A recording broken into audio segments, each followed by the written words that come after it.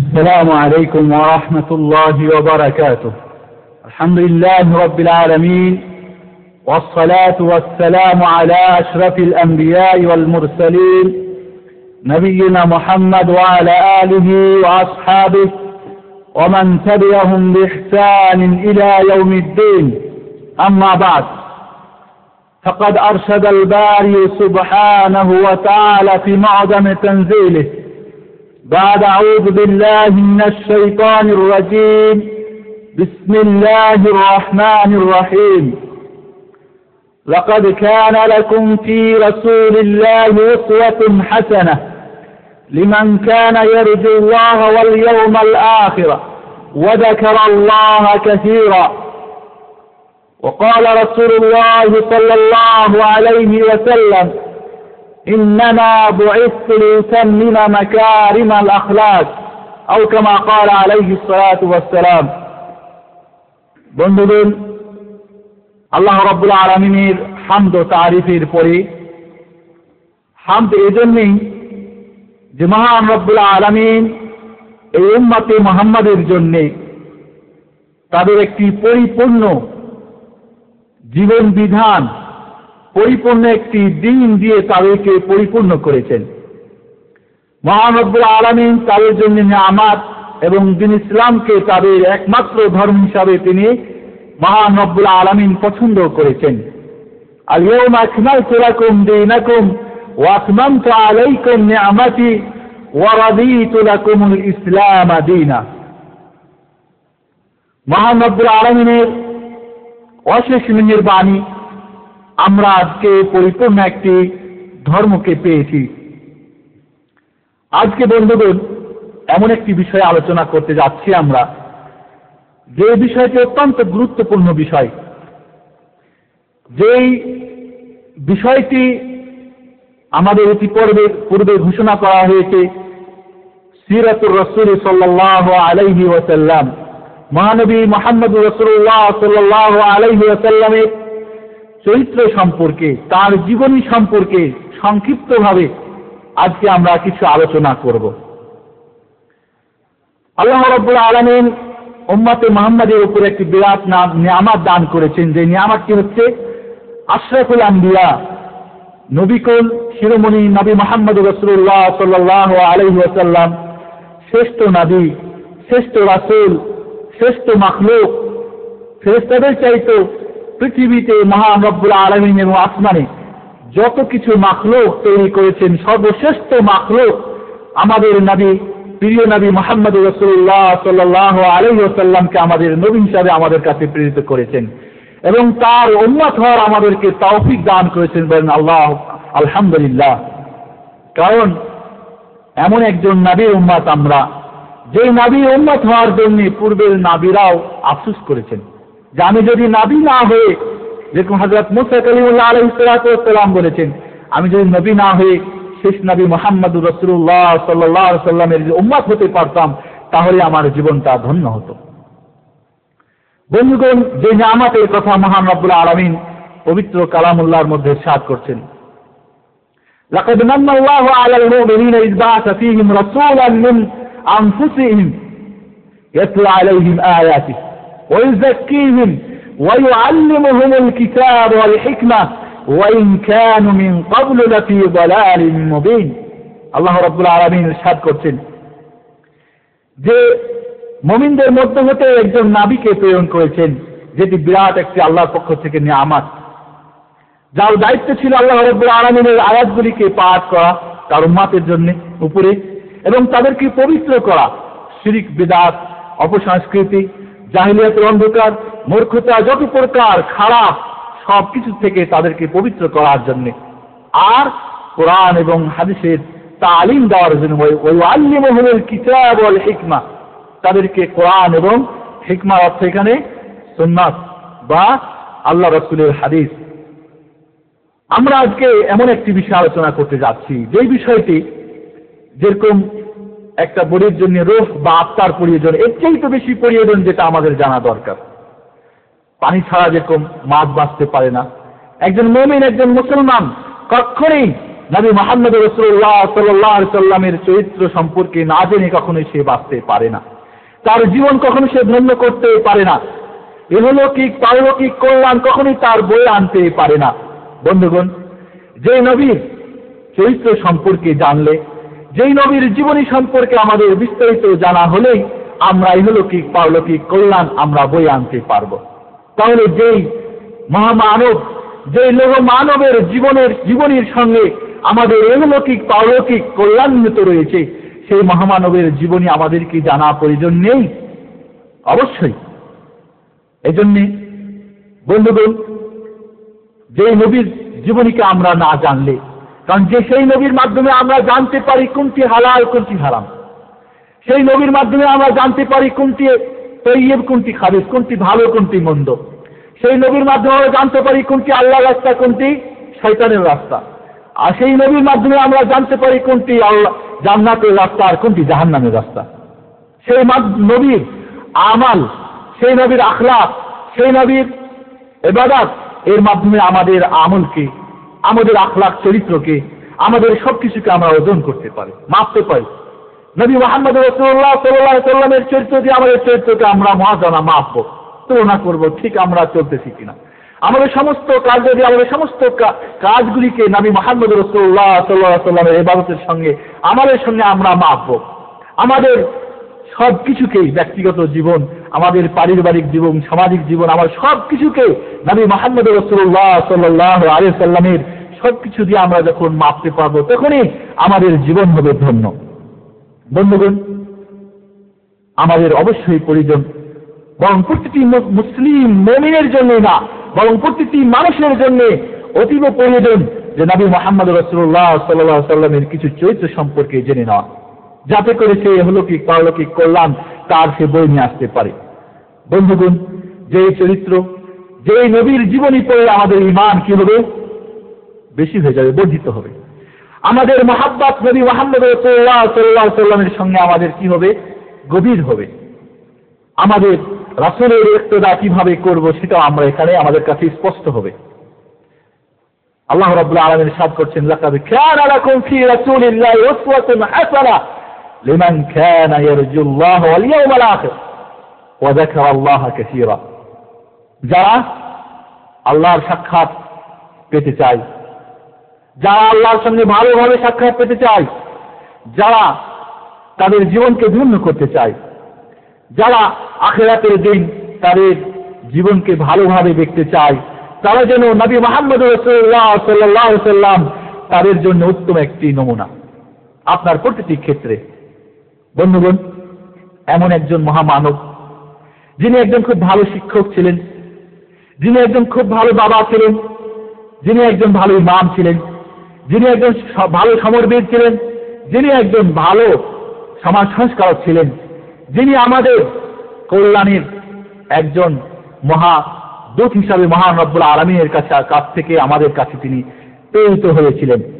বন্ধুগণ, যার মাধ্যমে আমরা জানতে পারি আকীদার বিষয়গুলি, জানতে পারি আহকাম হালাল হারাম, যিনি এসেছিলেন মানুষের সবকিছুকে তাহদীব করার জন্য, পরিষ্কার পরিচ্ছন্ন করার জন্য, যিনি এসেছিলেন তাজকিয়া করার জন্য, যেই মহামানব আমাদের যে শিক্ষা দিয়েছেন, যেভাবে তাকে আমরা পাই মসজিদে, ওইভাবে পাই তাকে আমরা সমর প্রান্তে, ঠিক ওইভাবে তাকে আমরা পাই একজন ভালো নেতা হিসাবে, একজন ভালো বাবা হিসাবে, একজন ভালো নাবী, সার্বিক সবকিছু, একজন ভালো আপনার অর্থনীতিবিদ, সমাজনীতিবিদ, সবনীতিবিদ। মোট কথা, আপনারা যদি আমরা দেখতে যাই, শুধু মুসলমানরাই না, মুমিনরাই না, বরং পাশ্চাত্যের পণ্ডিতরাও যে 100 বোর্ড, তারা প্রথম যে নামটি 100 জন মহামানবের তাদের দৃষ্টিকোণ থেকে যে চরিত্র লিখেছে, যে 100 জন মহাপুরুষের যেখানে জীবনী, সেখানেও আমাদের নবী, প্রিয় নবী মুহাম্মদ রাসূলুল্লাহ সাল্লাল্লাহু আলাইহি সাল্লামের জীবনী 1 নম্বরে পেয়েছে।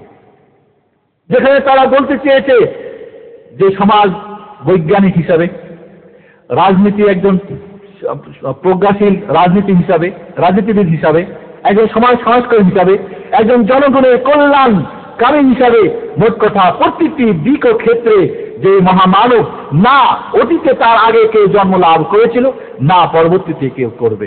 সুবহানাল্লাহ।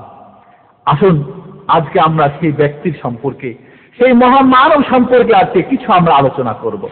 বন্ধুগণ, যে আলোচনা আমাদের ঐতিহাসিকবিদ, যারা ঐতিহাসিক, যারা মুহাদ্দিস, যারা মুফাসসির, যারা আল্লাহ রাসূলের জীবনী নিয়ে আলোচনা করেছেন, বিরাট বিরাট ভলিউমের বই লিখেছেন, সেখান থেকে আজকে সংক্ষিপ্ত সময়ে আলোচনা আমরা সবকিছু করতে পারবো না। আমি একটা আপনাদের জন্য নোট করে নিয়ে এসেছি, কিন্তু অনেক বড় নোট বলা যেতে পারে এই অল্প সময়ের জন্য। সংক্ষিপ্ত কিছু যেগুলি আমাদের জন্য অত্যন্ত গুরুত্বপূর্ণ, আমি কিছু দুরুস, কিছু শিক্ষা সেখান থেকে নেওয়ার আজকে চেষ্টা করব। আসুন বন্ধুগণ, আজকে আমরা জেনে নিই আমাদের প্রিয় নবী মুহাম্মদ রাসূলুল্লাহ সাল্লাল্লাহু আলাইহি ওয়াসাল্লামের কিছু সংক্ষিপ্ত জীবনী। প্রতিটি মুসলিম নরনারীর উপরে তিনটি জিনিস একান্ত কর্তব্য, একান্ত জেনে নেওয়া কর্তব্য। তার মধ্যে এক নম্বরে হলো মহান রব্বুল আলামিনের পরিচয় জেনে নেওয়া, দুই নম্বরে হলো দ্বীন ইসলাম সম্পর্কে জেনে নেওয়া, তিন নম্বরে হলো নবী মুহাম্মদ রাসূলুল্লাহ সাল্লাল্লাহু আলাইহি ওয়াসাল্লাম সম্পর্কে আমাদের অবহিত হওয়া। তিনি কে ছিলেন? যেই নবীর জীবনী জানলে, যেই নবী সম্পর্কে জানলে আপনার অলৌকিক পারলৌকিক কল্যাণ। যেই নবী সম্পর্কে কবরে যে প্রথম তিনটি প্রশ্ন করা হবে, মা রাব্বুক, মা দীনুক, ওয়া মা নবিয়ুক, তোমার প্রভুকে, তোমার দিন কি ছিল, ধর্ম কি ছিল, এবং তোমার নবী কে ছিল। যে কবরের তিনটি প্রশ্নের উত্তর দিতে পারবেন, তিনি তো প্রথম স্টেপ পার হয়ে যেতে পারলেই বারজাখের সব কিছু পথ তার জন্য কিভাবে সুগম হয়ে যাবে, জান্নাতের পথ তার জন্য কি হয়ে যাবে, খুলে দেওয়া হবে। কিন্তু এই তিনটি প্রশ্নের যদি একটি প্রশ্ন কেউ থেকে যায়, আল্লাহর পরিচয় যদি আপনি না দিতে পারেন, যদি দিনের পরিচয় না দিতে পারেন, যেই নবী মুহাম্মদ রাসূলুল্লাহ সাল্লাল্লাহু আলাইহি ওয়াসাল্লামের আজকে জীবন চরিত্রে আলোচনা করতে চাচ্ছি, সেই নবীর মহব্বত, সেই নবীর অনুসরণ অনুকরণ যদি আপনার না থাকে, তাহলে সেই দিন কবরে মুনকির এবং নাকারের প্রশ্নের উত্তর আমরা দিতে পারবো না। তখন কিন্তু সবকিছু অন্ধকার হয়ে যাবে। তখন শুধু বলবো, হ্যাঁ শুনেছিলাম একজন নবী মুহাম্মদ এসেছিল বা ছিল, মানুষই বলতো তাই আমি নবী বলেছি, আমি তার অনুসরণ অনুকরণ করি নাই। প্রথমে আসি আমরা সেই মহামানবের জন্ম কোথায় হয়েছিল এবং কবে হয়েছিল, আপনারা নোট করে নেবেন। সৈয়দুল মুরসালিন, খাতামুন নবীন, নবী মুহাম্মদ রাসূলুল্লাহ সাল্লাল্লাহু আলাইহি ওয়াসাল্লামের জন্ম হয়েছিল মক্কা নগরীতে, বনু হিশামের গোত্রে, মক্কা মুআজ্জামায়। সোমবারের দিন সকালবেলা 9 তারিখ রবিউল আউয়াল মাসের, আমুল ফিল, হস্তির বছরে যেটা বলা হয়, কারণ আরবদের কোনো পঞ্জিকা বা কোনো গণনার নিয়ম কানুন ছিল না। হস্তির বছর, যে বছর আব্রাহা কাবা মুআজ্জামাকে ধ্বংস করতে চেয়েছিল, সেই বছরেই এই ঘটনার 50 দিন বা 55 বা 58 দিন পরে নবী মুহাম্মদ রাসূলুল্লাহ সাল্লাল্লাহু আলাইহি ওয়াসাল্লামের সোমবারের দিন 9 তারিখে জন্ম। আশ্চর্য হবে, আমরা তো জানি 12 রবিউল আউয়াল, ঠিক না বন্ধুগণ? নবী মুহাম্মদ রাসূলুল্লাহ সাল্লাল্লাহু আলাইহি ওয়াসাল্লামের জন্ম নিয়ে, তারিখ নিয়ে মতভেদ রয়েছে। কেউ বলেছেন 2 রবিউল আউয়াল, কেউ বলেছেন 8 রবিউল আউয়াল, কেউ বলেছেন 10 রবিউল আউয়াল, কেউ বলেছেন 12 রবিউল আউয়াল। 12 রবিউল আউয়াল বহুল পরিচিত, কিন্তু অরিজিনালি যারা এই সৌরজগৎ নিয়ে, চন্দ্র সূর্যের বছর নিয়ে যারা গণনা করেছেন, সেই বছর আপনার খ্রিস্টাব্দ বছর ছিল 578, 22 অথবা 20 এপ্রিল, 20 অথবা 22 এপ্রিল 571। সেই বছরে 12 রবিউল আউয়াল চন্দ্র বছরে সোমবার দাঁড়ায় না। এজন্য আল্লাহ মনসুর করে রাহমাতুল আলামিন এবং সৌরজগৎ সম্পর্কে যিনি অত্যন্ত অভিজ্ঞ মাহমুদ বাশা, তারা নির্ধারিত করেছে যে মুহাক্কিকদের নিকটে 9 রবিউল আউয়াল নবী মুহাম্মদ রাসূলুল্লাহ সাল্লাল্লাহু আলাইহি ওয়াসাল্লামের জন্ম। 12 রবিউল আউয়াল বহুল পরিচিত হলেও সেটা সঠিক বলে অনেকেই মনে করেন না। রাসূলুল্লাহ সাল্লাল্লাহু আলাইহি ওয়াসাল্লামের আপনার বংশ পরিচয়, এটা 3টি ভাগে ভাগ করতে পারি। একটি হলো নবী মুহাম্মদ রাসূলুল্লাহ সাল্লাল্লাহু আলাইহি ওয়াসাল্লাম থেকে নিয়ে আদনান পর্যন্ত, যেটা সকলের মতোই সহি। আর একটি হলো আদনান থেকে আল্লাহর খলিল ইব্রাহিম আলাইহিস সালাম পর্যন্ত, এটা মতভেদ রয়েছে, কেউ বলেছে এটা, কেউ বলেছে ওটা। তৃতীয় যেটি বিষয় বা তৃতীয় ব্যতিক্রম বা গুরুত্বপূর্ণ হযরত ইব্রাহিম আলাইহিস সালাম থেকে হযরত আদম আলাইহিস সালাম পর্যন্ত, এটা সকলে একমত, এটা ঠিক না। তাহলে নবী মুহাম্মদ রাসূলুল্লাহ সাল্লাল্লাহু আলাইহি ওয়াসাল্লামের পিতার নাম ছিল আব্দুল্লাহ, আব্দুল্লাহ পিতার নাম ছিল আব্দুল মুত্তালিব, আব্দুল মুত্তালিবের পিতার নাম হাশিম, হাশিমের পিতার নাম আব্দুল মানান, আব্দুল মানানের পিতার নাম কুসাই, কুসাইয়ের পিতার নাম কিলাব, কিলাবের পিতার নাম মুরাদ, মুরাদের পিতার নাম সাদ, কাদের পিতার নাম লুল, লুলের পিতার নাম গালেব, গালেবের পিতার নাম ফিল, যাকে বলা হচ্ছে কুরাইশ। ফিলের যেটা লাগাত বাউটা ছিল কোরআন, এখান থেকে কোরআন বলছে ইত্যাদি। ফেরের পিতার নাম মালিক, মালিকের পিতা আন-নাদর, নাদরের পিতা কিনানান, কিনানানের পিতা হুদাইমান, হুদাইমানের পিতা মুজলিম, মুজলিমের পিতা ইলিয়াস, ইলিয়াসের পিতা মুদার, মুদারের পিতা মুজার, মুদারের পিতা মাদ, মাদের পিতা আদনান। এই পর্যন্ত সকল ঐতিহাসিকদের বা হাদিস বিশেষজ্ঞ যারা বা মুফাসসির সকলে একমত যে ঠিক আছে। এখান থেকে ইব্রাহিম পর্যন্ত মতভেদ, ঠিক কিনা বেঠিক, যেগুলি নাম উল্লেখ করা হচ্ছে, এক একজন এক একটা নাম উল্লেখ করেছেন। আবার ইব্রাহিম আলাইহিস সালাম থেকে আদম পর্যন্ত একটা লিস্ট রয়েছে, তবে সেই লিস্টের ব্যাপারে মতনৈক্য রয়েছে, আচ্ছা এটা ঠিক না, এখানে সকলে একমত। এরপরে আমরা রাসূলুল্লাহ সাল্লাল্লাহু আলাইহি ওয়াসাল্লামের তাহলে বাবার নাম আমরা জানলাম আব্দুল্লাহ বিন আব্দুল মুত্তালিব। নবী মুহাম্মদ রাসূলুল্লাহ সাল্লাল্লাহু আলাইহি ওয়াসাল্লামের মার নাম ছিল আমিনা বিনত ওয়াহাব বিন আব্দুল মানাফ, আমিনা বিনত ওয়াহাব বিন আব্দুল মানাফ।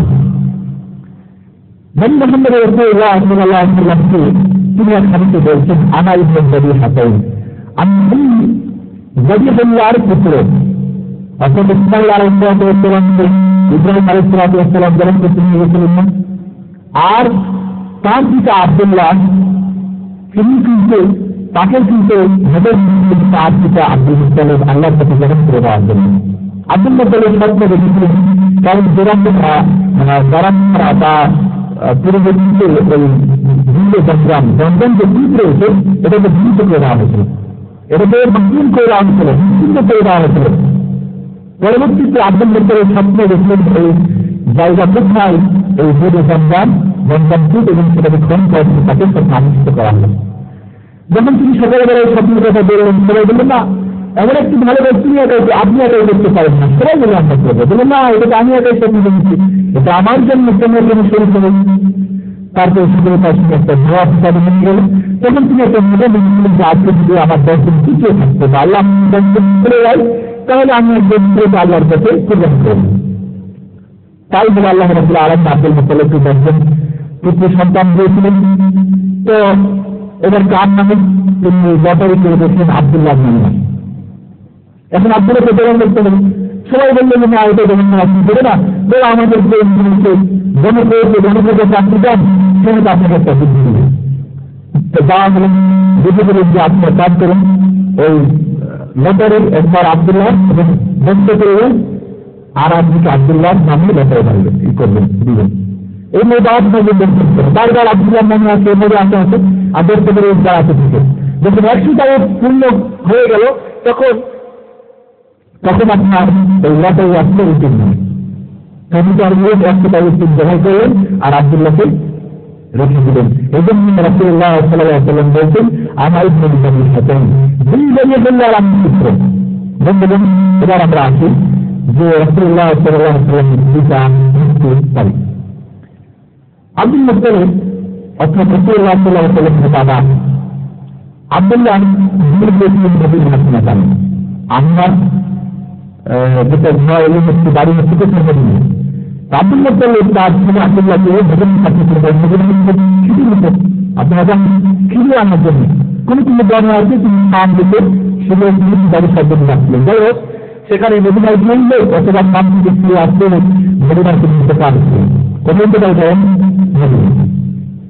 যে সেখানে তাকে দারুন নাবেরা আর জাহাদে নিয়ে তাকে সমাধি করা হয়।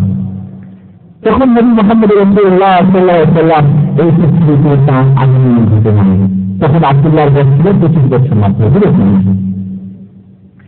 এরপরে আমরা আসি যে কোন কোন ব্রাহ্মণ আব্দুল মুহাম্মদ রাসূলুল্লাহ সাল্লাল্লাহু আলাইহি ওয়াসাল্লাম জন্মের 2 মাস পরে তার পিতা আব্দুল্লাহর মৃত্যু হয়েছিল। এরপরে আমরা আসি যে কি ছেড়ে দিয়েছিলেন সন্তানের জন্য। আব্দুল্লাহ 5 তারিখ বেঁচে গেছিলেন, একটা ছাগলের পাল আর একটা আপনার নিগ্র মহিলা, তার নাম ছিল বারকা, যার দায়িত্ব নাম ছিল নাইমান। যে নাইমান পরবর্তীতে রাসূলুল্লাহ সাল্লাল্লাহু আলাইহি ওয়াসাল্লামকে দুধ পান করেছিলেন এবং লালন পালন করেছিলেন। এরপরে আমরা আসি নবী মুহাম্মদ রাসূলুল্লাহ সাল্লাল্লাহু আলাইহি ওয়াসাল্লামের শরীরপ্রায় সম্পর্কে আমরা কিছু আলোচনা করি। প্রথমত মার দুধ পান করছে, তারপরে নাইমান, তারপরে আপনার আবু লাহাবের একজন নাতি ছিল সুয়াইদা, এই সুয়াইদারও দুধ পান করেছেন। এরপরে আরবদের ছিল আপনার গ্রামে, যেখানে হৃষ্টপুষ্ট হবে, খাওয়া দাওয়া ভালো, কাজ ভালো, সেখানে কোনো অসুখ বিসুখ হবে না, জন্য বাইরে জনকে দুধ পান করা দেওয়ার দরকার ছিল। তারপরে যেমন হালিমার কথা, যে হালিমার আরবদের কাছে এসেছিল শহরে মক্কা নগরীতে দামি সাহায্য থেকে, কিন্তু সকলে এসে এগুলো অর্জন করে ভালো অবস্থা শরীর ছিলেন, কিন্তু হালিমা কিছুই পান নাই। শেষ পর্যন্ত নবী মুহাম্মদ রাসূলুল্লাহ সাল্লাল্লাহু আলাইহি ওয়াসাল্লাম তিনি তার বাবা মা থেকে তারপর অবস্থা মালিক দাদার কাছে দাদার তাদের কাছে লালন পালন শেষ পর্যন্ত চাইলেন হালিমা তিনি মা খালিমকে গিয়ে জলহাদিনকে নিয়ে যায়। এরপর আপনারা জানেন পথে যে এসে কোনো দেশ ছিল না, যে মা হালিমার বুকে কোনো দেশ ছিল না, যেই ওট খুব জীর্ণ শীর্ণ ছিল। তারপরে যখন নবী মুহাম্মদ রাসূলুল্লাহ সাল্লাল্লাহু আলাইহি ওয়াসাল্লামকে তিনি সাথে নিলেন, দেখা গেল উট দ্রুত চলতে শুরু করলো, উটের থানে দুধ আসলো, মা হালিমার বুকে দুধ আসলো, সবাইকে পেরিয়ে আগে আগে তিনি চলে গেলেন কোথায়, তার সেই স্থানে। সকলে আশ্চর্য হলো। যাই হোক বন্ধুগণ, এরপরে নবী মুহাম্মদ রাসূলুল্লাহ সাল্লাল্লাহু আলাইহি ওয়াসাল্লামের বয়স যখন 2.5 বছর হলো মা হালিমার কাছে, তখন মা হালিমা নিয়ে আসলেন মক্কায়, এবং তার অনেক বরকত। ছাগলের দুধ যেখানে নিয়ে যায় সেখানে ছাগল ঘাস খেয়ে পেট ভরে যায়, সেখানে এই জন্য ঘাস জন্মে। অন্যরা বলে কি ব্যাপার, হালিমার ছাগলের পেট ভরে, আমাদের ছাগলের পেট ভরে না কেন? তবে ছাগলের দুধ হয়, আমাদের দুধ হয় না কেন? যাই হোক, অনেক বরকত দেখতে পেলেন। এই জন্যে হালিমা কি করলেন, নবী মুহাম্মদ রাসূলুল্লাহ সাল্লাল্লাহু আলাইহি ওয়াসাল্লামের যখন 2.5 বছর বয়স, তার মা আমিনার কাছে নিয়ে গিয়ে বললেন, মক্কাতে তো অনেক অসুখ বিসুখ হয়, ছেলেটিকে যদি আমার কাছে রাখতেন খুব ভালো হতো। বলে ঠিক আছে, নিয়ে যাও, অনেক বরকত আমরা দেখতে পাচ্ছি। নিয়ে গেলেন। যখন রাসূলুল্লাহ সাল্লাল্লাহু আলাইহি ওয়াসাল্লামের বয়স 4 অথবা 5, তখন একদিন ছেলেদের সঙ্গে, বাচ্চাদের সঙ্গে খেলাধুলা করতেছিলেন। এমত অবস্থায় আল্লাহ রাসূলের সিনাটি চেক হয়ে গেল।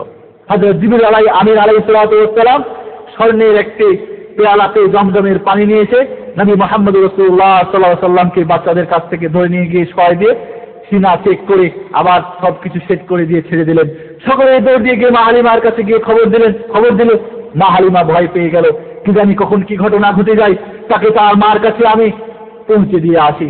তাই যখন বয়স নবী মুহাম্মদ রাসূলুল্লাহ সাল্লাল্লাহু আলাইহি ওয়াসাল্লামের 4 অথবা 5, তখন তার মাতার কাছে মা হালিমা পৌঁছে দিয়ে আসলেন। এরপরে মা হালিমা তার মার কাছে, আমিনার কাছে তিনি লালন পালন হতে শুরু করলেন, বড় হতে লাগলেন। যখন তার বয়স 6, এবার আমিনা দেখলেন যে আমার স্বামী তো মারা গিয়েছে, কোথায়? মদিনা মুনাওয়ারায়। এবার স্বামীর কবর জিয়ারত করা আমার প্রয়োজন। বাচ্চাকে সাথে নিলেন তার জইলুন ওই দাসী উম্মে আইমানকে, এবং সাথে হলেন আব্দুল মুত্তালিব, তাদেরকে সাথে রাস্তায় নিয়ে যাওয়া এবং আসার জন্য। যাই হোক, মদিনায় গিয়ে 1 মাস থাকার পরে, স্বামীর কবর জিয়ারত করার পরে, মদিনা থেকে আপনার প্রায় 33 কিলোমিটার দূরে আবুয়া নামক জায়গায় যখন উপস্থিত হলেন, সেখানে তার ইন্তেকাল হয়ে গেল। এবার নবী মুহাম্মদ রাসূলুল্লাহ সাল্লাল্লাহু আলাইহি ওয়াসাল্লাম জন্মের আগে হারিয়েছিলেন পিতাকে, এবার হারালেন একমাত্র মাতা মা আমিনাকে, এতিম সন্তান। আব্দুল মুত্তালিব ফিরে নিয়ে আসলেন কোথায়? মক্কায়। এবার দাদার কাছে তার লালন পালন শুরু হয়ে গেল। আমি সংক্ষিপ্ত বলছি, এখানে অনেক ঘটনা আছে, আমরা বললাম।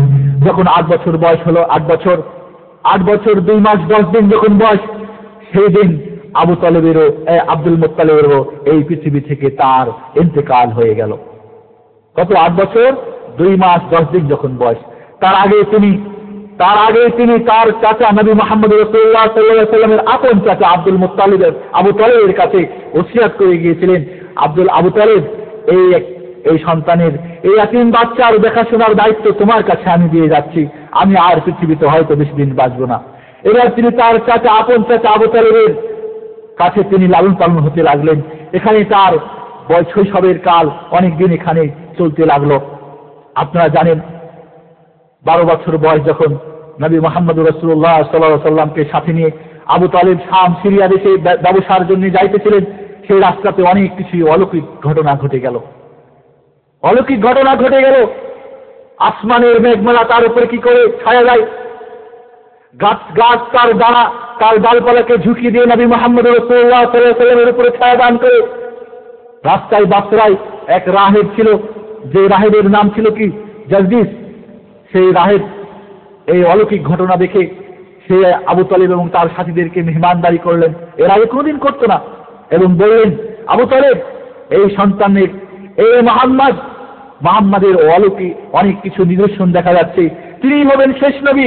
তুমি শাম সিরিয়াতে ইহুদিরা রয়েছে, সেখানে তাকে সাথে করে নিয়ে যেও না, হতে পারে তারা তাকে হত্যা করবে।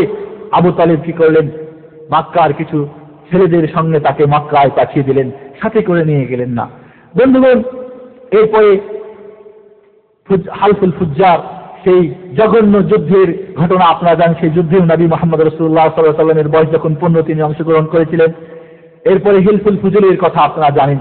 সমাজ সংস্কারক যে অন্যায়ের প্রতিহত করার জন্য একটি সংগঠন তৈরি হয়েছিল, সেই সংগঠনে তিনি উপস্থিত হয়েছিলেন। তখন তার বয়স সেই আপনার যেটা আব্দুল্লাহ বিন জাবানের ঘরে এই একটা সংগঠন খোলা হয়েছিল, সেই সংগঠনে তিনি একজন সদস্যও ছিলেন। এরপরে নবী মুহাম্মদ রাসূলুল্লাহ সাল্লাল্লাহু আলাইহি ওয়াসাল্লামের চরিত্র, নবী মুহাম্মদ রাসূলুল্লাহ সাল্লাল্লাহু আলাইহি ওয়াসাল্লামের যখন তার ইতিমধ্যে আলামিন সার্টিফিকেট মক্কাবাসীরা দিয়েছে আপনারা জানেন। মা খাদিজা রাদিয়াল্লাহু তাআলা আনহা একজন বড় ধনত্ববান মহিলা ছিলেন। তার ইতিপূর্বে 2বার বিয়ে হয়েছিল। তার ব্যবসা বাণিজ্য সিরিয়াতে হতো। তার একজন ব্যবসার প্রতিনিধি বা একজন তার গোলাম ছিল বা দাস, যার নাম ছিল মাইসা। যখন নবী মুহাম্মদ রাসূলুল্লাহ সাল্লাল্লাহু আলাইহি ওয়াসাল্লামের চরিত্র সম্পর্কে জানতে পারল, তখন মা খাদিজা রাদিয়াল্লাহু তাআলা আনহা আল্লাহ রাসূলের কাছে প্রস্তাব দিলেন তার ব্যবসার দায়িত্ব নেওয়ার জন্য। তিনি সাদরে গ্রহণ করলেন। তার আগে তার অবস্থা কি ছিল? কুফার মক্কা কাফেরদের ছাগল চড়াতেন, এরই কিছু পয়সা তিনি পেতে নেবে, এটাই দিয়ে তার জীবন চলতো। কি অভাবগ্রস্ত একজন এতিম বাচ্চা। বড় হয়েছেন, বয়সের আর 25-এ উপনীত হয়েছে। মা খাদিজা রাদিয়াল্লাহু তাআলা ব্যবসার দায়িত্ব তিনি হাতে নিলেন। সিরিয়ায় ব্যবসা ফিরে আসলেন, অনেক গুণ বেশি লাভ হলো। মা খাদিজা রাদিয়াল্লাহু তাআলা আনহাকে যখন এসে মাইসা তার ওই সেই দাস, তার চরিত্র সম্পর্কে, তার আমানতদারি সম্পর্কে, তার ব্যবসার প্রজ্ঞা সম্পর্কে যখন অবহিত করালেন, মা খাদিজা রাদিয়াল্লাহু তাআলা আনহা কি হলেন? আপ্লুত হয়ে গেলেন। তিনি মা খাদিজা রাদিয়াল্লাহু তাআলা আনহার একজন বান্ধবী ছিল, যার নাম ছিল নাফিসা বিনতে মানিয়া। নাফিসা বিনতে মানিয়ার কাছে তার মনের কথা খুলে বললেন, এই যুবককে আমি বিয়ে করতে চাই। এই চরিত্রবান, এই আল-আমিন, এই একদম ভালো এই যুবকের আমি তার কাছে আমি বুঝতে চাই। তুমি তার কাছে গিয়ে আমার এই মনের কথা বলে আসো।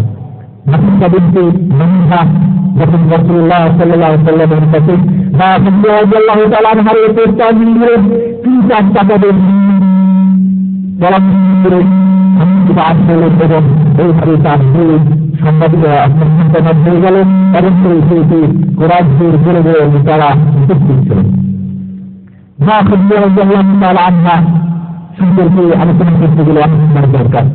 যে মা খাদিজা রাদিয়াল্লাহু তাআলা আনহা তার সমস্ত অর্থ সম্পদ, যার ভালোবাসা, তার সবকিছু, তার প্রজ্ঞা, তার চিন্তা চেতনা সব দিয়ে পরবর্তীতে এবং নবী মুহাম্মদ রাসূলুল্লাহ সাল্লাল্লাহু আলাইহি ওয়াসাল্লাম নবুয়ত প্রাপ্তির সাথে সাথে তিনি ইসলাম গ্রহণ করে সহযোগিতা করেছিলেন।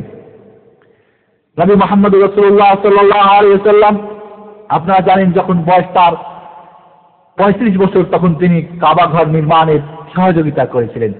যখন তার কাঁধে তার চাচারা তার লুঙ্গিকে খুলে দিয়ে কাঁধে যখন দিয়ে পাথর বহন করার জন্য চেষ্টা করেছিলেন, তখন তিনি বেহুশ হয়ে গেছেন আপনারা জানেন।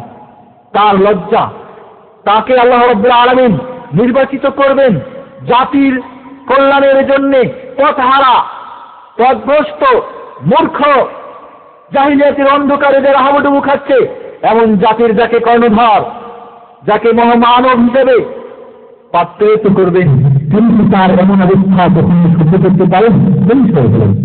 ছোটকালের ঘটনা না হলে পারবেন না। নবী মুহাম্মদ রাসূলুল্লাহ সাল্লাল্লাহু আলাইহি ওয়াসাল্লাম বলছেন যে যুবকরা মক্কার পাশে গিয়ে গান বাজনা তামাশায় গল্প গুজবে শুরু হতো। আমার একদিন মন যাবো, আমি যাবো, আমার ছাগল বলে আমার একজন দেখতে বলে আমি গেলাম। সেদিন একজন মহিলা এবং পুরুষের বিয়ের একটা অনুষ্ঠান ছিল, সেখানে গান বাজনা অনেক কিছু হচ্ছিল, কিন্তু শুধু আমাকে আল্লাহ রাব্বুল আলামিন করতে দেননি, আমি ঘুমিয়ে গেছিলাম। আবার যখন তাদের সেই বন্ধা সব যখন শেষ হতে তখন আবার আমার ঘুম চলে গেছে। এভাবে আরেকবার তিনি চেষ্টা করেছিলেন, এরপরে তিনি ঘুমিয়ে গেছিলেন, এরপরে তিনি বেশি জানিয়ে করে তিনি আসতে খাওয়া তিনি করে নাই। এরপরে সংক্ষিপ্ত আমরা জানবেন, সংক্ষিপ্তভাবে বলতে চাচ্ছি নবী মুহাম্মদ রাসূলুল্লাহ সাল্লাল্লাহু আলাইহি ওয়াসাল্লামের নবুয়তের আগের জীবনী। তিনি একদিকে আল আমিন, একদিকে তিনি ইয়াতীম, একদিকে তিনি আল আমিন, একদিকে আপনারা জানেন যে কাবাঘর নির্মাণের পরে যে হাজরা সোয়াব রাখার জন্য যে গন্ডগোল, সেই গন্ডগোলের বিচারের সমস্যার সমাধান তিনি করেছিলেন, ঠিক না? সকলে বলেছিল আমরাই রাখবো, কিন্তু নবী মুহাম্মদ তারা বললো ঠিক আছে, কালকে সকালে যে আমাদের প্রথম রাত্রে এই কাবাঘরে প্রবেশ করবে সেই ব্যক্তির দ্বারা আমরা কি করব, আমাদের এই বিচারের ফাইসালা হবে। তিনি কি করলেন, একটি কাপড় বিছিয়ে দিয়ে মধ্যখানে রেখে দিলেন, বললেন চারদিক থেকে তোমরা ধরে গিয়ে নিয়ে রেখে দাও, একদিক গিয়ে তিনি বিচারক। তিনি যত কাফের মুশরিকদের আমানত তার কাছে রাখা হতো। আল্লাহু আকবার। তিনি কোনোদিন মদ পান করেন নাই, তিনি কোনোদিন কোন লাত উজ্জার নামে কসম খাওয়াকে তিনি পছন্দ করতেন না, সবর করতে পারতেন না। তিনি কোনোদিন মূর্তির কাছে মাথা নোয়ায় নাই, কোনোদিন তিনি অন্যায়কে সমর্থন করতে পারেন নাই। আল্লাহু আকবার। এইভাবেই তার নবুয়তের জীবনে আপনারা আমি আলোচনা করতে গেলে অনেক সময় লেগে যাবে। বন্ধুগণ আসুন, এরপরে নবী মুহাম্মদ রাসূলুল্লাহ সাল্লাল্লাহু আলাইহি ওয়াসাল্লাম এই জাতির কল্যাণের জন্য চিন্তা করতেন। আপনারা জানেন নূর পর্বতের হেরা গুহায়, নূর পর্বতটার নাম কি, পাহাড়টার নাম নূর, জবালে নূর, আর গুহাটার নাম ছিল হেরা। যে হেরা পর্বতটা আপনার 4 হাত লম্বা, প্রস্থ হচ্ছে 4 গজ, প্রস্থ হচ্ছে 1.2 গজ আর কি। সেখানে গিয়ে তিনি একাকী অধ্যবসায় করতেন, চিন্তা করতেন জাতির এই অবনতি, জাতির এই ফাসাদ, জাতির এই বিশৃঙ্খলা, জাতির এই মূর্তিকে সিজদা করা, এক মহান রব্বুল আলামিনকে ছেড়ে দিয়ে তারা 360টি মূর্তির ইবাদত করে অশ্লীল দেহায় যারা হাবুডুবু খাচ্ছে, জাহেলের বিয়াদে শিরকের অন্ধকারে যারা নিমজ্জিত, এমন জাতির কল্যাণ কিভাবে আসতে পারে এই নিয়ে তিনি ঘেরা পর্বতে একাই তিনি ইবাদত করতেন। মা খাদিজা রাদিয়াল্লাহু তাআলা আনহা সাথে থাকতেন, মাঝে মধ্যে সাথে কিছু খাওয়ার পানি নিয়ে সেখানেই করতেন। রমজান মাসে 1 মাস সেখানেই তিনি ইবাদত করতেন। মা খাদিজা রাদিয়াল্লাহু তাআলা আনহা তার কি করতেন, পরিচর্যা বা তার সহযোগিতা করতেন। রমজান মাসে সেখানে ফকির মিসকিন গেলে তার খাওয়া থেকে তাদেরকে খাওয়াতেন। এভাবেই নবুয়তের 6 মাস আগে তিনি স্বপ্নে কিছু দেখতে শুরু করলেন। যেই স্বপ্নগুলি বাস্তব, যা দেখতেন বাস্তবে তা প্রতিফলিত হতো, সেটাও নবুয়তের একটা অংশ। এই জন্যে 6 মাস স্বপ্ন দেখেছিলেন। নবুয়ত কত বছর? 23 বছর। 23 বছর। নবুয়ত এখন আমরা আসি নাই। নবুয়ত কত বছর তার ছিল? 23 বছর। 23 বছরকে যদি 6 দিয়ে মানে 2 দিয়ে গুণ করেন তাহলে 46 বছর হয় না? 46 গুণ হয় না? 46 অংশের এক অংশ হলো কি রুয়া সালেহা, স্বপ্ন। বন্ধুগণ, এরপরে গাড়ি হেরায় একদিন জিবরিল আলাইহিস সালাম মহান রব্বুল আলামিনের আদেশে প্রথম ওহী নিয়ে আসলেন। যে দিনটা ছিল কি বার? সোমবার। মনে রাখবেন, প্রথম ওহী কি বারে যেত? সোমবার। 12 রমজান, 21 রমজান মোতাবেক 10 আগস্ট আপনার 610 খ্রিস্টাব্দে 10 আগস্ট প্রথম ওহী সোমবারের দিন 21 রমজান আল্লাহ রাসূলের উপরে কি হয়? নাযিল হয়। আল্লাহ রাসূলের সেদিন বয়স ছিল 40 বছর 6 মাস 12 দিন চন্দ্র বছর হিসাবে বয়স ছিল 40 বছর 6 মাস 12 দিন, আর 16 বছর হিসাবে বয়স ছিল 39 বছর 3 মাস 12 দিন। এরপরে এসে আমরা বন্ধুগণ প্রথম ওহী নাযিল হলো। আল্লাহ রাসূল ভয়ে কম্পমান হয়ে ফিরে আসলেন বাড়িতে। এসে বললেন, আমাকে কি করো, জাম্মিলুনি জাম্মিলুনি, আমাকে কম্বল পরিয়ে দেওয়া, ভয় পেয়েছে। কম্বল গায়ে দেওয়া হলো, গায়ে দিয়ে আবৃত করে দেওয়া হলো। তিনি ভয় চলে গেল। এরপরে তিনি কি বললেন, মা আয়েশা রাদিয়াল্লাহু আনহাকে বললেন, লাকাদ খাশিতু আলা নাফসি, আমি ভয় পাচ্ছি, আমি ধ্বংস হয়ে যাব। কি আমি আশ্চর্য জিনিস দেখলাম, ওরে কিভাবে নাযিল হলো, আমি সেদিকে যাচ্ছি না। জিবরিল আমিন বললেন, পড়ো ইকরা, বললেন আমি পড়তে যাই না। তারপর বলে আবার পড়ো, এভাবে তিনি বুকে ধাক্কা দিলেন। এরপরে যাই হোক তিনি পড়তে লাগলেন। প্রথম ওহী নাযিল হয়েছিল আপনারা জানেন সূরা আলাকের প্রথম 5টি আয়াত, ইকরা বিসমি রাব্বিকাল্লাযী খালাক। এখান থেকে 5টি আয়াত অবতীর্ণ হয়েছিল। মা আয়েশা রাদিয়াল্লাহু আনহা বললেন, না, আপনার মতো এত ভালো মানুষ ধ্বংস হতে পারে না। কাল্লা ওয়াল্লাহি মা ইউখজিকা আল্লাহু আবাদা, আল্লাহ আপনাকে ধ্বংস করতে পারে না। ইন্নাকা লা তাসিলুর রাহিম, আপনি কি করেন, আত্মীয় স্বজনের সম্পর্ক কি করেন, সম্পৃক্ত রাখেন, সুদৃঢ় করেন। আপনি অভাবগ্রস্তকে সহযোগিতা করেন, আপনি যারা মাজলুম তাদেরকে সহযোগিতা করেন, আপনি মেহমানদারি করেন, আপনি অন্য বর্ণায় আছে সত্য কথা বলেন, আপনি আমানত রক্ষা করেন। আপনার মতো একজন ভালো মানুষ কখনোই ধ্বংস হতে পারে না। যাই হোক, পরে তিনি সাথে করে নিয়ে গিয়ে ওরাকা বিন নাওফাল, যে কি ছিল, তাওরাত এবং ইনজিলের পণ্ডিত ছিল, তার কাছে গেলেন। তিনি বললেন, এটা ভবিষ্যৎবাণী, তিনি নবী হবেন এবং যদি আমি সেই সময় বেঁচে থাকি তারও আমি সহযোগিতা করবো, ঈমান আনবো, ইত্যাদি ইত্যাদি। এবং প্রথমে ঈমান আনলেন মা খাদিজা রাদিয়াল্লাহু তাআলা আনহা। আল্লাহু আকবার। মানুষ করে মহিলাদের প্রথম ব্যক্তি যিনি ইসলাম গ্রহণ করার এই শরবত পান করেছিলেন, প্রথম কোন যুবক কোন পুরুষ করতে পারে নাই। আল্লাহু আকবার, আল্লাহু আকবার। যে খাদিজা রাদিয়াল্লাহু তাআলা আনহাকে স্বয়ং মহান রব্বুল আলামিন সালাম পাঠিয়েছিলেন এবং বলেছিলেন, জিবরিল গিয়ে আল্লাহ রাসূলকে বলে দাও আমি তার জন্য একটি জান্নাতে বালাখানা তৈরি করে গেছি। বলেন সুবহানাল্লাহ। যে মা খাদিজার অর্থ দিয়ে রাসূলুল্লাহ সাল্লাল্লাহু আলাইহি ওয়াসাল্লামকে জিজ্ঞেস করা হয়েছিল, সবচেয়ে ভালোবাসার প্রাপ্ত আপনার কাছে কে, কাকে আপনি সবচেয়ে ভালোবাসেন? বললেন খাদিজা রাদিয়াল্লাহু তাআলা আনহা। বলেন পুরুষদের মধ্যে? বলে আবু বকর। এজন্য আল্লাহ রাসূল বলছেন, খাদিজা এবং আবু বকরের অর্থ দিয়ে যে আমি উপকৃত হয়েছি, অন্য কাউরে দিয়ে আমি হতে পারি নাই। আবু বকর সম্পর্কে বলেছেন, যদি এই পৃথিবীতে কাউকে আমি দোস্ত হিসেবে গ্রহণ করতাম তাহলে আমি করতাম তাকে আবু বকর রাদিয়াল্লাহু তাআলা আনহুকে, কিন্তু আমার দোস্ত স্বয়ং মহান রব্বুল আলামিন। বন্ধুগণ, এরপরে দাওয়াতের কাজ শুরু হয়ে গেল। মক্কায় 3 অবস্থায় তিনি দাওয়াত শুরু করলেন। প্রথমত খুব গোপনে 3 বছর তিনি দাওয়াত করলেন, 3 বছর। এরপরে সূরা পূর্ণ অঙ্গ সূরা মুদ্দাসসির নাজিল হলো। কুম ফাআনজির, দাও এবং মানুষকে আহ্বান করো, দাওয়াতের আদেশ আসলো। আমি সংক্ষেপে বলছি কারণ সময় খুব কম। যাই হোক বন্ধুগণ, তিনি মক্কা জীবনে গোপনে 3 বছর দাওয়াত করলেন। এর মধ্যে ইসলাম গ্রহণ করলো প্রথম মুসলমান খাদিজা রাদিয়াল্লাহু আনহা, তারপরে তার পালক পুত্র যায়েদ বিন সাবিত, আলী ইবনে আবি তালিব, তারপরে আবু বকর সিদ্দিক রাদিয়াল্লাহু তাআলা আনহু, আল্লাহ রাসূলের একান্ত দোস্ত, এবং এইভাবে প্রথম কিছু ইসলাম গ্রহণ করে ফেললো। এরপরে দ্বিতীয় যেটা হলো প্রকাশ্যে আল্লাহ রাব্বুল আলামিনের আদেশ হলো, ওয়ানযির আশীরাতাকাল আকরাবিন, তোমার নিকট তোমার আত্মীয় স্বজনকে তুমি দাওয়াত করো। এরপরে তিনি সাফা পর্বতের পাহাড়ে প্রায় 45 জন বানি হাশিম এবং বানু মুত্তালিবের সকলকে ডেকে তিনি দাওয়াতের কথা কিছু বলবেন। এর পূর্বে আবু লাহাব বলল, তুমি কি জন্য ডেকেছো, এটা ওটা, ভয় পেয়ে তিনি কিছু বললেন না। এরপরে আবারও তিনি ডাকলেন, ডেকে তিনি দাওয়াতের কথা বললেন, কুলু লা ইলাহা ইল্লাল্লাহ তুফলিহুন, তুমি লা ইলাহা ইল্লাল্লাহ বলো, তোমরা কল্যাণকামী হবে। এক আল্লাহর ইবাদত করো, আল্লাহর তাওহীদকে প্রতিষ্ঠা করো, এটাই ছিল প্রথম দাওয়াত। বন্ধুগণ, এভাবে তিনি রাসূলুল্লাহ সাল্লাল্লাহু আলাইহি ওয়াসাল্লাম দাওয়াত শুরু করলেন। এবং এর পরবর্তী যেটা স্টেপ সেটা হলো কি মক্কার বাইরে, পরে আমরা আসবো। এভাবে দাওয়াত যখন শুরু করলেন মহানবী মুহাম্মদ রাসূলুল্লাহ সাল্লাল্লাহু আলাইহি ওয়াসাল্লাম, এরপরে কাফেররা বসে থাকলো না। তারা বিভিন্ন ধরনের আযাব, বিভিন্ন ধরনের অন্যায় জুলুম রাসূলুল্লাহ সাল্লাল্লাহু আলাইহি ওয়াসাল্লাম তার সাথীদের উপরে তারা শুরু করলো। একটি ঘটনা আপনাদের কাছে বলতে চাই। আবু লাহাবের দুই সন্তান, আপনার 2 সন্তান উতাইবা আর উতবা, এই দুজনের সঙ্গে রাসূলুল্লাহ সাল্লাল্লাহু আলাইহি ওয়াসাল্লাম উতবা আর উতাইবার সঙ্গে উম্মে কুলসুম আর রুকায়ার বিয়ে হয়েছিল নবুয়তের পূর্বে।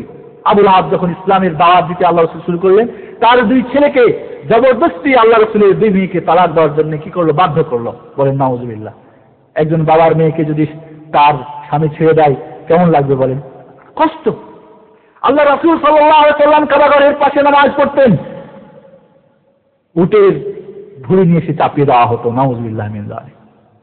রাসূলুল্লাহ সাল্লাল্লাহু আলাইহি ওয়াসাল্লামের মাথায় ধুলো দেওয়া হতো, মুখে থুতু ছিটিয়ে দিত, পাগল ছাগল বলে অন্যায় বলে তাকে কি করতো, লাঞ্ছনা গঞ্ছনা দিত। বাড়িতে ভাত পাকাতো বা চুলোতে কিছু পাকাতো, সেখানে ধুলো মাটি দিয়ে দিত। রাসূলের পথে আপনারা জানেন আবু সুফিয়ানের স্ত্রী হিন্দা রাস্তায় কাটা বিছিয়ে রাখত। সবচাইতে কষ্ট দিয়েছে মানে মহানবী মুহাম্মদ রাসূলুল্লাহ সাল্লাল্লাহু আলাইহি ওয়াসাল্লামকে তার চাচা আবু লাহাব। এই জন্য জঘন্য ব্যক্তির নাম কোরআন মাজিদে এসেছে, তার নামে একটি সূরা অবতীর্ণ হয়েছে, তাব্বাত ইয়াদা আবি লাহাব ওয়া তাব মা আগনা আনহু মালুহু ওয়া মা কাসাব সায়াসলা নারান যাতা আবি লাহাব হাম্মালাত ওয়া ইমরাআতুহু হাম্মালাতুল হাতাব ফি জিদিহা হাবলুম মিন মাসাদ। এই সূরা নাযিল হওয়ার পরে হিন্দা কি করেছিল, একটি মানে পাথর নিয়ে রাসূলুল্লাহ সাল্লাল্লাহু আলাইহি ওয়াসাল্লামকে ধ্বংস করতে চেয়েছিল, কিন্তু সেখানে গিয়ে দেখে আবু বকর দাঁড়িয়ে আছে, রাসূলুল্লাহ সাল্লাল্লাহু আলাইহি ওয়াসাল্লামকে সে দেখতে পায় না। বলে, কোথায় গেল তোমার সেই বন্ধু মুহাম্মদ? এখন যদি তাকে আমি পেতাম, ধ্বংস করে দিতাম, তাকে মাথায় তার চূর্ণ বিচূর্ণ করে দিতাম। মহানবী মুহাম্মদ রাসূলুল্লাহ সাল্লাল্লাহু আলাইহি ওয়াসাল্লামকে হিন্দার চোখ থেকে আল্লাহ রাব্বুল আলামিন কি করেছিলেন, আর করে দিয়েছিলেন। এবার বড় ঘটনা, আবু জাহাল একদিন একটি পাথর নিয়ে রাসূলুল্লাহ সাল্লাল্লাহু আলাইহি ওয়াসাল্লামকে ধ্বংস করতে চেয়েছিল, কিন্তু গিয়ে দেখে একটি বিরাট আগুন প্রজ্বলিত তার সামনে, তাকে ধ্বংস করার জন্য আসতেছে। পিছে ফিরে আসলো, রাসূলুল্লাহ সাল্লাল্লাহু আলাইহি ওয়াসাল্লাম বললেন, সেটা ছিল কি? ফেরেশতাদেরা। ফেরেশতা সেটা ছিল কে? সেটা ছিল ফেরেশতা জিবরিল আমিন। যদি আবু জাহাল আমাকে ধ্বংস করার জন্য তাকে টুকরো টুকরো ছিন্ন বিচ্ছিন্ন করে দিত। এভাবে অন্য একদিনও ঘটনা এভাবে রয়েছে। বন্ধুগণ, এত নির্যাতন, এত কষ্ট স্বীকার করেও তিনি কি ক্ষান্ত ছিলেন দাওয়াতকার কাজ থেকে? না, আমাদের জন্য তিনি রেখে গেছেন একটি পূর্ণ ধর্ম, দিন ইসলাম, কিন্তু আজকে আমাদের গ্রহণ করতে হবে। সংক্ষিপ্ত বন্ধুগণ, এভাবে মুসলমানদের উপরে অনেক অন্যায় জুলুম অত্যাচার শুরু হয়ে গেল। এরপরে রাসূলুল্লাহ সাল্লাল্লাহু আলাইহি ওয়াসাল্লামের যে বছরটি রাসূলুল্লাহ সাল্লাল্লাহু আলাইহি ওয়াসাল্লামকে যিনি সহযোগিতা করতেন, কে? তার চাচা আবু তালেব। আবু তালেবের কাছে প্রস্তাব আসলো, তোমার ভাতিজাকে এই দাওয়াতের কাছ থেকে বন্ধ করে রাখো, না হলে তাকে আমরা এটা ওটা করব। আবু তালেব ডাকলেন মুহাম্মদ সাল্লাল্লাহু আলাইহি ওয়াসাল্লামকে, বললেন, ভাতিজা, এই সমস্ত কাজ দেখো তোমার এই চাচারা বড় বড় কুরাইশদের নেতা খেতারা এসেছে, এটা তুমি বন্ধ করো। বললেন, না, কখনো হতে পারে না, কখনো হতে পারে না। লাওয়াদা শামসা ফি ইয়ামিনি ওয়াল কামারা ফি ইয়াসারি আলা নাতরুকা হাযাল আমর হাত্তা ইযহিরহু আল্লাহ ওয়া উহলিকা ফি। রাসূলুল্লাহ সাল্লাল্লাহু আলাইহি ওয়াসাল্লাম বললেন, যে সত্য আমি উপলব্ধি করেছি, যে সত্য আমার কাছে এসেছে, যিনি কুরাইশরা আমার ডান হাতে সূর্য এনে দেয়, বাম হাতে যদি কি এনে দেয় চন্দ্র, তবু আমি এই সত্যের কখনো এই সত্যকে আমি ছাড়তে পারি না। রাসূলুল্লাহ সাল্লাল্লাহু আলাইহি ওয়াসাল্লাম কাঁদতে শুরু করলেন অঝরে নয়নে এবং চলে যেতে শুরু করলেন।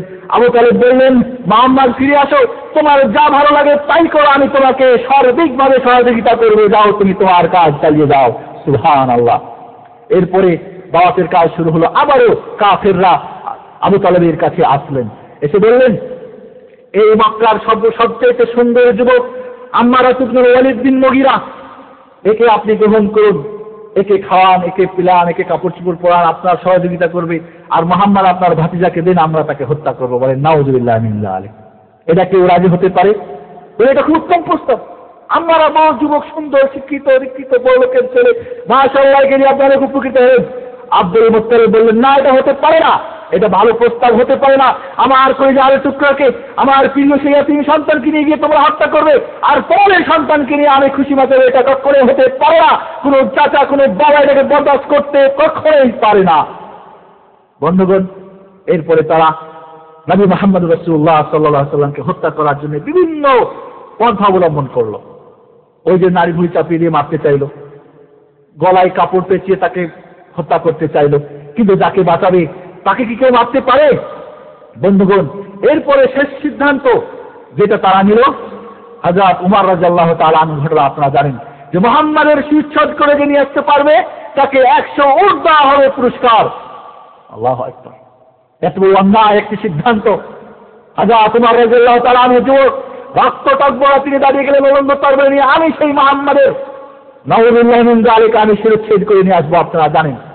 যাই হোক, হযরত উমর রাদিয়াল্লাহু তাআলা ওই দুশ্মন গুলো সে হয়ে গেল ব্যস্ত যেমন আলোচনা বিদ্যার বলেন সেই নবী মুহাম্মদ আপনি কি যে ধর্ম নিষেধ করবে না এগুলি তার পছন্দের পিতায় দাওয়া দিতে পারে না চলুন তারা দিনের পাশে আমি আমার জীবনের কথা কোরআন হাজার আপনার জীবনের দাওয়াতে করতে চাই সেদিন না আল্লাহ আল্লাহ পাশে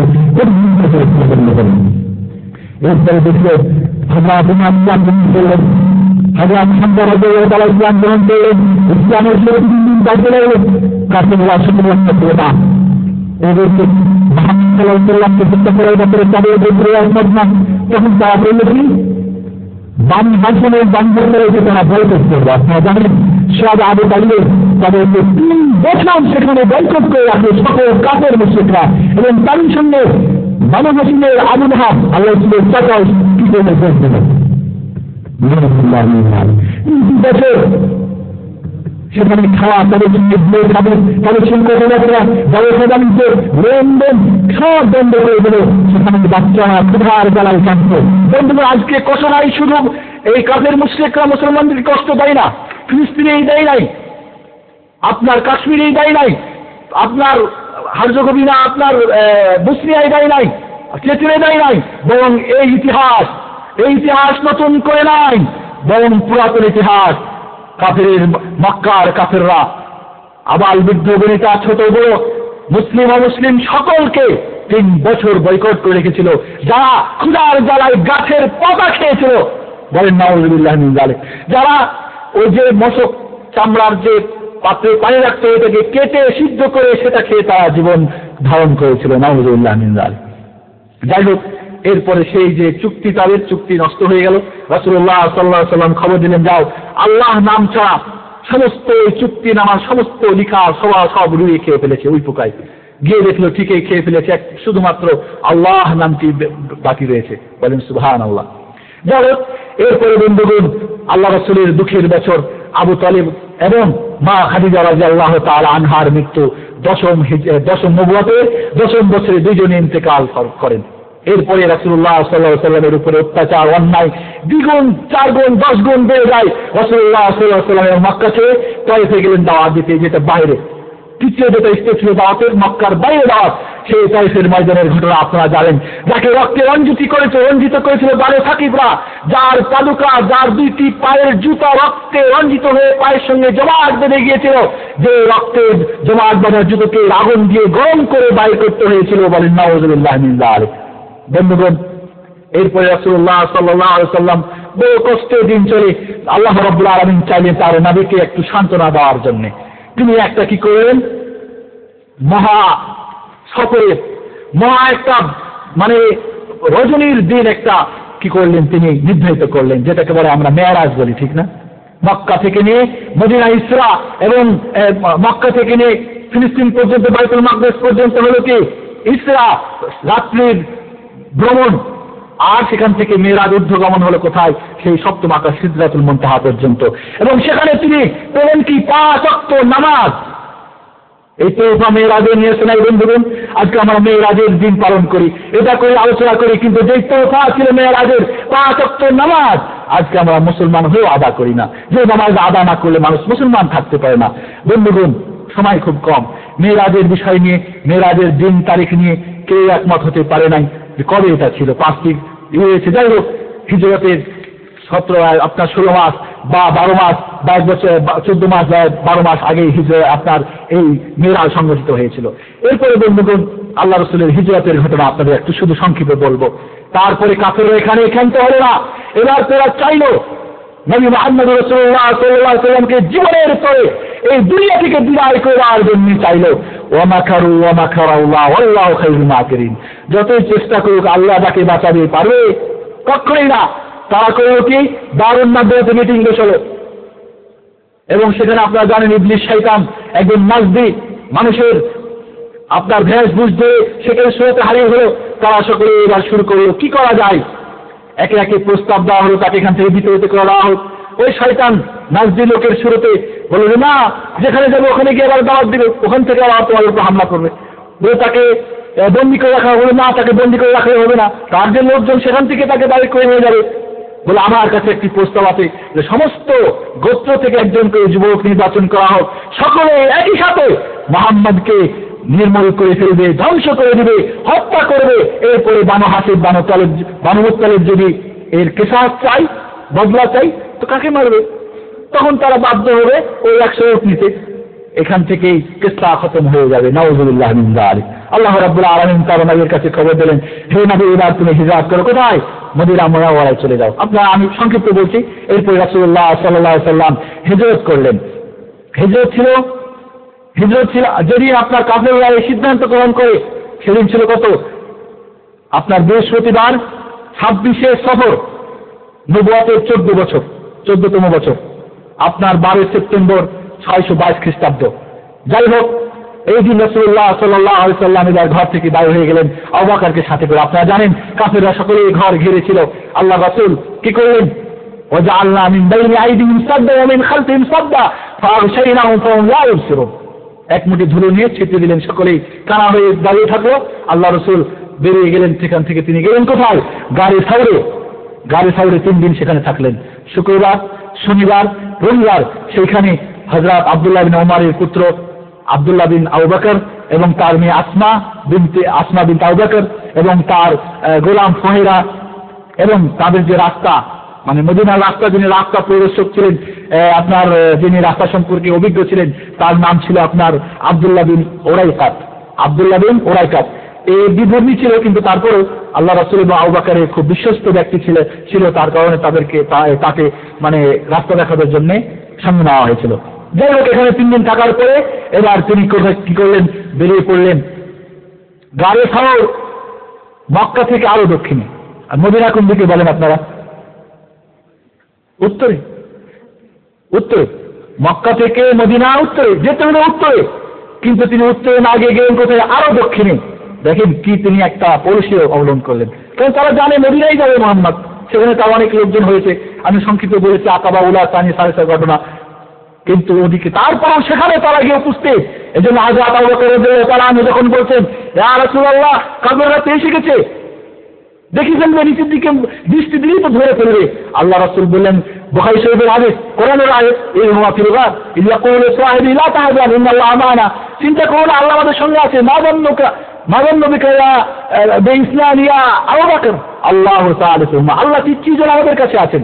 আপনারা জানেন সেই গুহার মুখে কে? কবুতর, আপনার মাকুসা জাল পেড়েছিল, কবুতর ডিম পেয়েছিল, তাবিজ ছিল।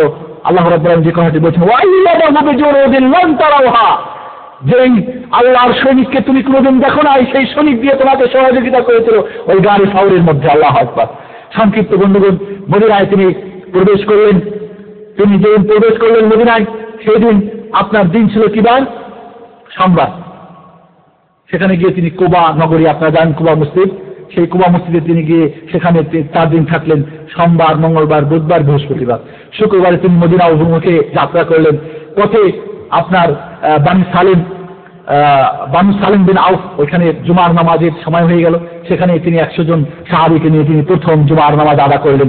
এরপরে তিনি মদিনার মুখে, আপনারা জানেন সেই উষ্ট্রি সেটা চলতেছিল, সকলেই চাচ্ছিল আমাদের কাছে আসেন। আল্লাহ রাসূল বললেন, সেটা উষ্ট্রিকে আল্লাহর পক্ষ থেকে আদেশ করা হয়েছে, যেখানে বসবে সেখানে আমার হবে কি পার্লামেন্ট, সেখানেই হবে আমার রাষ্ট্র, সেখানেই হবে আমার কালচারের জায়গা, সেটাই হবে আমার মসজিদ। উঠছে হলো, বসলো সেখানে মসজিদ নববী যেখানে আজকে তৈরি হয়েছে, আপনারা বন্ধু দেখছেন, সেখানে বসে গেল। আবার উঠে একটু সামনে গিয়ে আবার সেখানে আসলো। যাই হোক, সেটা দুইটা এতিমের জায়গা ছিল, সেখানে খেজুর শুকানো হতো, গরু বাছুর সেখানে বিক্রির মেলা করা হতো। যাই হোক, সেখানে মসজিদ নববী তৈরি হলো। এই মসজিদ নববী থেকে তিনি দাওয়াত প্রচার শুরু করলেন। প্রথম তিনি গিয়ে কি করলেন? আজকে আমরা স্লোগান দিই বন্ধুগণ, কমিউনিস্টরা স্লোগান দেয় না? খাদ্য, বস্ত্র, স্থান চাই, ঠিক না? নবী মুহাম্মদ রাসূলুল্লাহ সাল্লাল্লাহু আলাইহি ওয়াসাল্লাম প্রথম এই 3টি কাজ আদা করলেন। মুহাজিররা বাড়িঘর, আত্মীয় স্বজন, সম্পদ, সয় সম্পত্তি সব ছেড়েছেন, তাদের থাকার জায়গা নেই, বাড়িঘর নেই, সম্পদ নেই। তিনি কি করলেন? আনসাররা স্থায়ী, তাদের বাড়িঘর রয়েছে, তাদের বাড়ি রয়েছে, খেত খামার রয়েছে, ভ্রাতৃত্ব স্থাপন করলেন। আনসার, তুমি একে নিয়ে যাও, এক মুহাজিরকে, তুমি 2 জনকে নিয়ে যাও। কি হলো? তাদের থাকা খাওয়ার বন্দোবস্ত হলো। এমনকি প্রথম যুগে আনসারদের মানে ছেড়ে দেওয়া অর্থকরী তারা কি মিরাস উত্তরাধিকারী সূত্রে পেতেন। সাহাবায়ে কেরাম আনসার এসে বললেন, ইয়া রাসূলুল্লাহ, আমার 2টা খেজুর গাছ আছে, আমি আমার ভাই মুহাজিরকে একটি খেজুর লিখে দিতে চাই, দলিল করে দিতে চাই। আল্লাহু আকবার। আব্দুর রহমান বিন আউফের ঘটনা জানেন। আনসারী সাহাবী বললেন, আমার 2টি স্ত্রী, যাকে তোমার পছন্দ হয় সেটাকে বলো, আমি তালাক দিয়ে দিই, ইদ্যত শেষ হলে তুমি তাকে স্ত্রী হিসেবে গ্রহণ করবে। আল্লাহু আকবার। কি ভ্রাতৃত্ব, কি বন্ধুত্ব, কি সৌহার্দ্য, কি ভালোবাসা। বন্ধুগণ, সংক্ষেপে আমি বলতে চাই, এরপরে মদিনার 3টি অবস্থা। প্রথম তিনি মদিনার সনদ তৈরি করলেন সমস্ত গোত্রের সঙ্গে, ইহুদিদের সঙ্গে, বানু কায়নুকা, বানু নাদির, বানু কুরাইজা, কাফেরদের সঙ্গে মুসলমান সকলে মিলে একটা কি করলেন, মদিনার সনদ বলে আপনারা জানেন। যে এই মদিনার সনদকে যদি আমরা করতে যাই, তাহলে পৃথিবীর কোন রাজনীতিবিদ না এমন সনদ তৈরি করতে পেরেছে আর না করতে পারবে। এটা আমাদের কথা নয়, মুসলিমরা তো বলবে, অমুসলিমরাও শিরোধার্য এটাকে গ্রহণ করতে বাধ্য হয়েছে। আল্লাহু আকবার। যাই হোক, এরপরে তিনি কি করলেন, মানুষদের এরপরে বিভিন্ন জায়গাতে আপনার প্রথমত মদিনায়, তারপরে তিনি দাওয়াত প্রচার শুরু করলেন, বিভিন্ন যুদ্ধ বিগ্রহ শুরু হলো। আপনারা জানেন রাসূলুল্লাহ সাল্লাল্লাহু আলাইহি ওয়াসাল্লাম স্বয়ং 28টি যুদ্ধে তিনি অংশগ্রহণ করেছেন এবং এর মধ্যে 8টি যুদ্ধে নিজে তলোয়ার নিয়ে তিনি যুদ্ধ করেছেন। বলেন সুবহানাল্লাহ। আমরা মনে করি আমাদের ধর্ম হলো কোথায়? খানকায়। আমাদের ধর্ম কোথায়? মসজিদে, ইসলামিক সেন্টারে না। বন্ধুগণ, তার মতো একজন সমরনীতিবিদ না পৃথিবীতে জন্মগ্রহণ করেছে না করবে। আল্লাহু আকবার। আমি সেদিকে যাচ্ছি না। 28টি যুদ্ধে অংশগ্রহণ করেছিলেন, নিজে সেনাপতি। 8টি যুদ্ধে নিজে তিনি তরবারি চালিয়েছেন। বন্ধুগণ, তারপরে তিনি বিভিন্ন যুদ্ধ, তিনি যেহেতু অংশগ্রহণ করেন এই ধরনের 38টি যুদ্ধ সাহাবাদের নেতৃত্বে পাঠিয়েছিলেন। এরপরে তিনি করলেন কি, তৃতীয় যেটা পদক্ষেপ, তিনি বিভিন্ন রাষ্ট্রের প্রধানদের কাছে চিঠি পাঠালেন। এরপরে আপনারা জানেন বন্ধুগণ, মদিনার জীবনে বদরের যুদ্ধ গুরুত্বপূর্ণ একটি যুদ্ধ। উহুদের যুদ্ধে, যে যুদ্ধে তিনি দান শহীদ করেছিলেন, যে যুদ্ধে তার মাথায় কি হেলমেট বসে গিয়েছিল, যে যুদ্ধে তিনি ক্ষত বিক্ষত হয়েছিলেন, যে যুদ্ধে সাহাবায়ে কেরাম 70 জন সাহাবী শাহাদাত বরণ করেছিলেন। এরপরে মক্কা সুলহ হুদায়বিয়ার ঘটনা আপনারা জানেন। যে সুলহ হুদায়বিয়ার ঘটনা আপনারা আশ্চর্য হবেন, সাহাবায়ে কেরাম এত ভালোবাসতেন, এত মহব্বত করতেন, থুতু ফেললে থুতু তারা মাটিতে পড়তো না, উজু করলে উজুর পানি মাটিতে পড়তে দিত না, নিয়ে গায়ে মুখে মারতে আল্লাহু আকবার বরকত নিতেন। যে সুলহ হুদায়বিয়ার সন্ধি আপনারা জানেন, যে সুলহ হুদায়বিয়ার সন্ধি পাশ্চাত্যের রাজনীতিবিদরা পড়ে অবাক হয়ে যায়। এত সুন্দর, এত ভবিষ্যৎ সম্পূর্ণ, ভবিষ্যতের মধ্যে কল্যাণ রয়েছে এই সন্ধিতে। সাহাবায়ে কেরামের মন খারাপ ছিল, এটা কেমন হলো? কিন্তু আল্লাহ বলেন, ইন্না ফাতাহনা লাকা ফাতহাম মুবিনা, প্রকাশ্য একটি বিজয়, যেটি মক্কা বিজয়ের কিছু ভূমিকা স্বরূপ ছিল। বন্ধুগণ, সময় কিন্তু শেষ। যাই হোক, আমি সংক্ষিপ্ত আপনাদের এইদিকে আমি যাচ্ছি না। তারপরে মক্কা বিজয়ের ঘটনা জানেন। সেই বিজয়ের দিন তিনি সকলকে সাধারণ ক্ষমা ঘোষণা করেছিলেন, তাই না? বলেছিলেন, লা তাসরিবা আলাইকুম ইয়াউম, বলেছিলেন, ইয়া মাশারা কুরাইশ মা তারাউনা আন্নী ফাইলুম বিকুম, হে কুরাইশ গোত্র, তোমরা কি মনে করো আমি তোমাদের সঙ্গে কি ব্যবহার করতে পারি? এখন তো নেতৃত্ব কর্তৃত্ব আমার হাতে, কি করতে পারি বলো? ক্বালু খাইরা, আমরা জানি আপনি আমাদের সঙ্গে ভালোই ব্যবহার করবেন। বললেন, আখুন করিমুন ওয়াবনুল আখুন করিম, আপনি ভালো একজন ভাই এবং ভালো ভাতিজা আমাদের। ক্বালা ফাইন্না আকুলু লাকুম কামা ক্বালা ইউসুফু লিখাওয়াতি, ইউসুফ আলাইহিস সালাম তার 9 জন ভাই হত্যা করেছিল না? তারপরে কি বলেছিলেন? লা তাসরিবা আলাইকুম, লা তাসরিবা আলাইকুম, আজকে ক্ষমা করলাম, সাধারণ ক্ষমা। ঠিক ইউসুফ আলাইহিস সালাম যেরূপ তার ভাইদের উপরে ক্ষমা, সাধারণ ক্ষমা ঘোষণা করেছিলেন, আমি মুহাম্মদ রাসূলুল্লাহ সাল্লাল্লাহু আলাইহি ওয়াসাল্লাম, আজকে আমার নেতৃত্ব কর্তৃত্ব সহ্য বীর্য আমার সৈন্য বাহিনী এখন নিঃশ্বাস চোখের একটি ইশারা তোমাদেরকে নিস্তানাবুদ করে দিবে, তোমাদের পৃথিবী থেকে ঘন্টার মধ্যে তোমাদেরকে ধ্বংস করে দেবে, কিন্তু আজকে তোমাদের আমি সাধারণ ঘোষণা করলাম। বন্ধুগণ, নবী মুহাম্মদ রাসূলুল্লাহ সাল্লাল্লাহু আলাইহি ওয়াসাল্লামের চরিত্র থেকে, তার বিভিন্ন ইতিহাসের ঘটনা থেকে অনেক শিক্ষা রয়েছে। শিক্ষা আমি যাচ্ছি না, সংক্ষিপ্ত, কারণ আমি আপনাদের সঙ্গে ওয়াদা করেছি সংক্ষিপ্ত শুধু বর্ণনা দেবো। এরপরে হজ্জে বিদায়ের ঘটনা জানেন, বিদায় হজের ঘটনা। সেদিন সুদকে কি করা হয়েছিল? হারাম করে দেওয়া হয়েছিল। সেই দিন মহিলাদের সম্পর্কে ভালো নসিহত করতে বলেছেন, মহিলাদেরকে সম্পর্কে ভালো কথা বলেছেন। সেদিনকে রক্তকে হারাম করে দেওয়া হয়েছে, সেদিন যত রক্তের ভিতরে ছিল সবকে করা হয়েছে, বিলুপ্তি ঘোষণা করা হয়েছে, ইত্যাদি ইত্যাদি। আপনারা বিদায় হজের ভাষণ পড়লে অবাক হয়ে যাবেন যে কি সেই ভাষণ, সংক্ষিপ্ত ভাষণে যত করে দুনিয়াবি এবং আখিরাতি এগুলো কি পারলৌকিক কল্যাণ রয়েছে, সব কিছু সংক্ষিপ্ত ভাষণের মধ্যে কি ছিল? সবকিছু ছিল। সেদিন তিনি বলেছিলেন, হুজুর আন্নি মানাসিকাকুম, আমার কাছ থেকে হজের নিয়ম কানুন শিখে নাও। আমি ভরসা করতে পারছি না, আমি বিশ্বাস করতে পারছি না আগামী বছর তোমাদের সঙ্গে আমি হজ করতে পারবো। এবার কিসের আভাস এসেছিল বন্ধুগণ? নবী মুহাম্মদ রাসূলুল্লাহ সাল্লাল্লাহু আলাইহি ওয়াসাল্লাম তার বন্ধু আল্লাহ রাব্বুল আলামিনের সান্নিধ্যে তিনি চলে যাবেন, ঠিক না? তাই হলো, আমি সংক্ষিপ্ত বলছি। প্রথম অসুস্থ হয়েছিল আল্লাহ রাসূল 29 সফর হিজরতের 11তম বছর সোমবারের দিন। এরপরে রাসূলুল্লাহ সাল্লাল্লাহু আলাইহি ওয়াসাল্লাম জান্নাতুল বাকি, যেটা আপনারা বলেন বাকিল গারকাত, মদিনার যে কবরস্থান, সেখানে তিনি একটি জানাজার নামাজ পড়তে যান। সেখানে তার মাথা ব্যথা শুরু হয়। ফিরে আসেন বাড়িতে। এসে আল্লাহ রাসূল সাল্লাল্লাহু আলাইহি ওয়াসাল্লাম 11 দিন অসুস্থ থাকার পরে মা আয়েশার ঘরে, আমি সংক্ষিপ্ত বলে যাচ্ছি, মা আয়েশার ঘরে শেষ দিন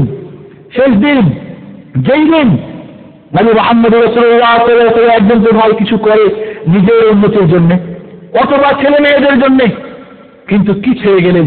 যেদিন তিনি ইন্তেকাল করছেন মা আয়েশার ঘরে, সেই দিন তার রাত্রিতে বাতি জ্বালানোর মতো কেউ ঘরে ছিল না। আল্লাহু আকবার, আল্লাহু আকবার। সেদিন তাদেরই একজন দাসী তার ঘর থেকে তেল ধার করে নিয়েছে, বাতিতে যায়, তারপরে বাতি জ্বালাতে পারে। আল্লাহু আকবার, আল্লাহু আকবার।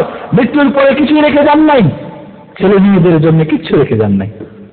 একজন তো ভাই কিছু করে নিজের ভালোর জন্য বা ছেলে মেয়েদের জন্য, কিন্তু কিচ্ছুই না। যাই হোক বন্ধুগণ, সোমবারের দিন এক সোমবার থেকে আরেক সোমবার রাসূলুল্লাহ সাল্লাল্লাহু আলাইহি ওয়াসাল্লাম সোমবারের দিন তিনি কি করবেন?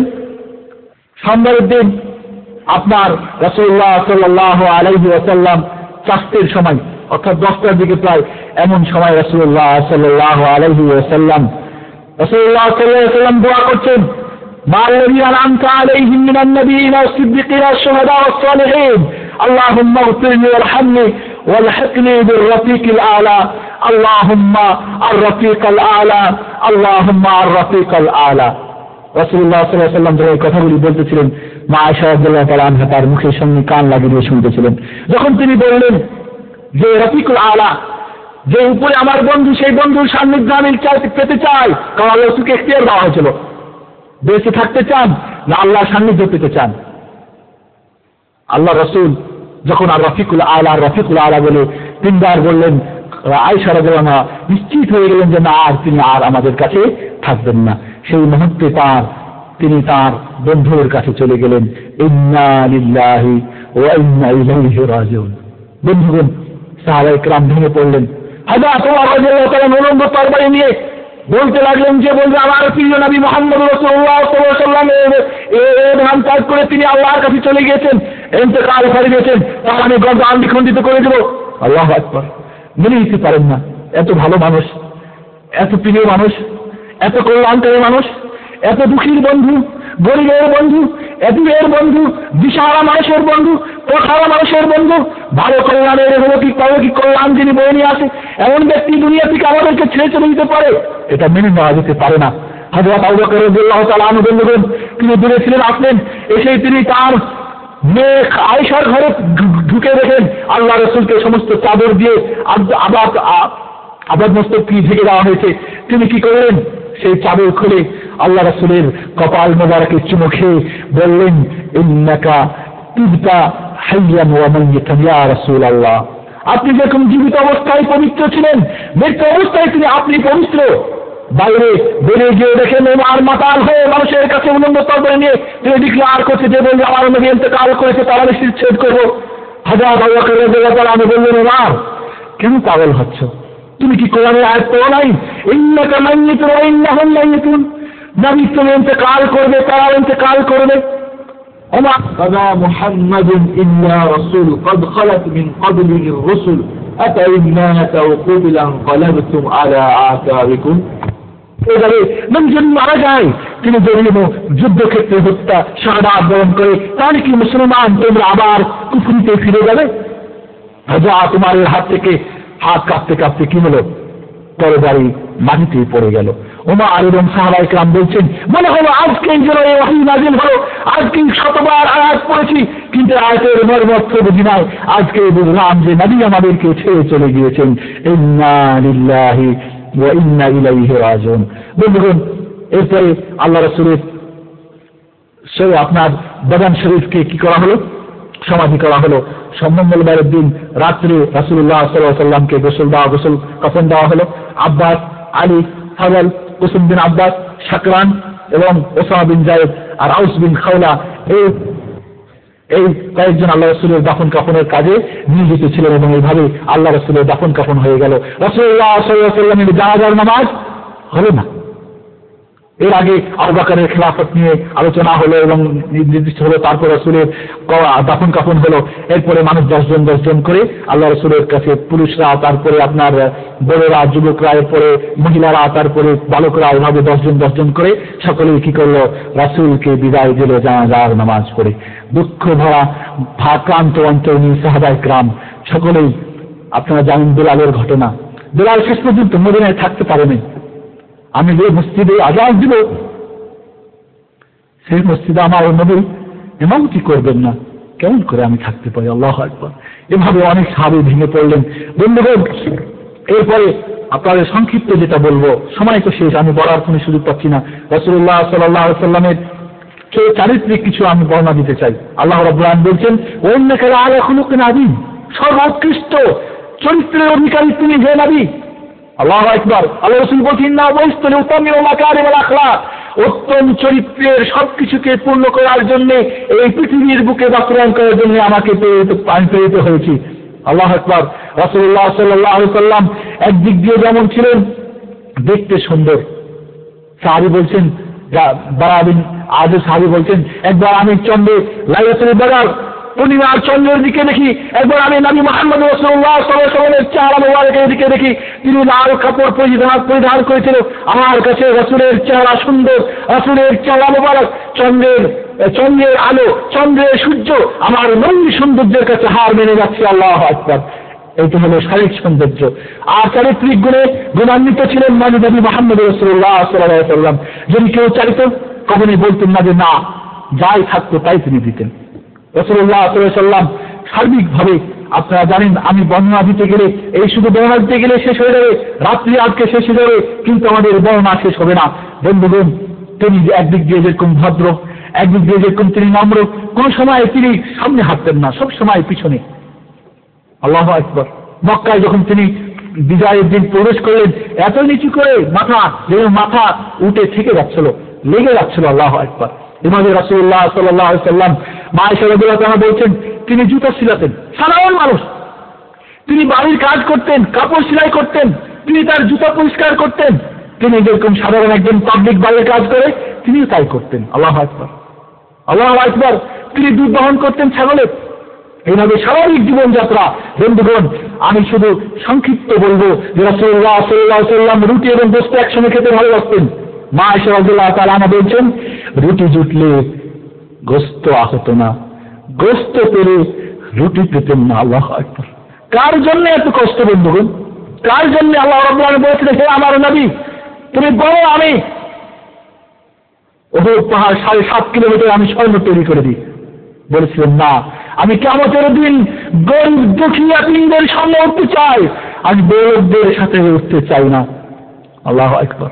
গরিবের বন্ধু, ইয়াতীমের বন্ধু, দিশাহারা পথহারা মানুষের বন্ধু, কল্যাণের দূত নবী মুহাম্মদ রাসূলুল্লাহ সাল্লাল্লাহু আলাইহি ওয়াসাল্লামের জীবনী আলোচনা করতে গেলে অনেক সময় লাগবে। বন্ধুগণ, আসুন, যিনি রাহমাতুল লিল আলামিন, ওয়া মা আরসালনাকা ইল্লা রাহমাতাল লিল আলামিন, সাগর হিসেবে আমাদের কাছে এসেছিলেন, আমাদের কান্ডারি, দয়ার কান্ডারি, পথহারা মানুষের কান্ডারি হয়ে আমাদের কাছে এসেছিলেন। বন্ধুগণ, সংক্ষিপ্ত এই আলোচনার পরে আপনাদের কাছে যে কথাটি বলবো, যে রাসূলুল্লাহ সাল্লাল্লাহু আলাইহি ওয়াসাল্লাম যে তার যে নবুয়তের যে কিছু নিদর্শন, মুজিজা, আপনারা জানেন কোরআন একটি বড় মুজিজা।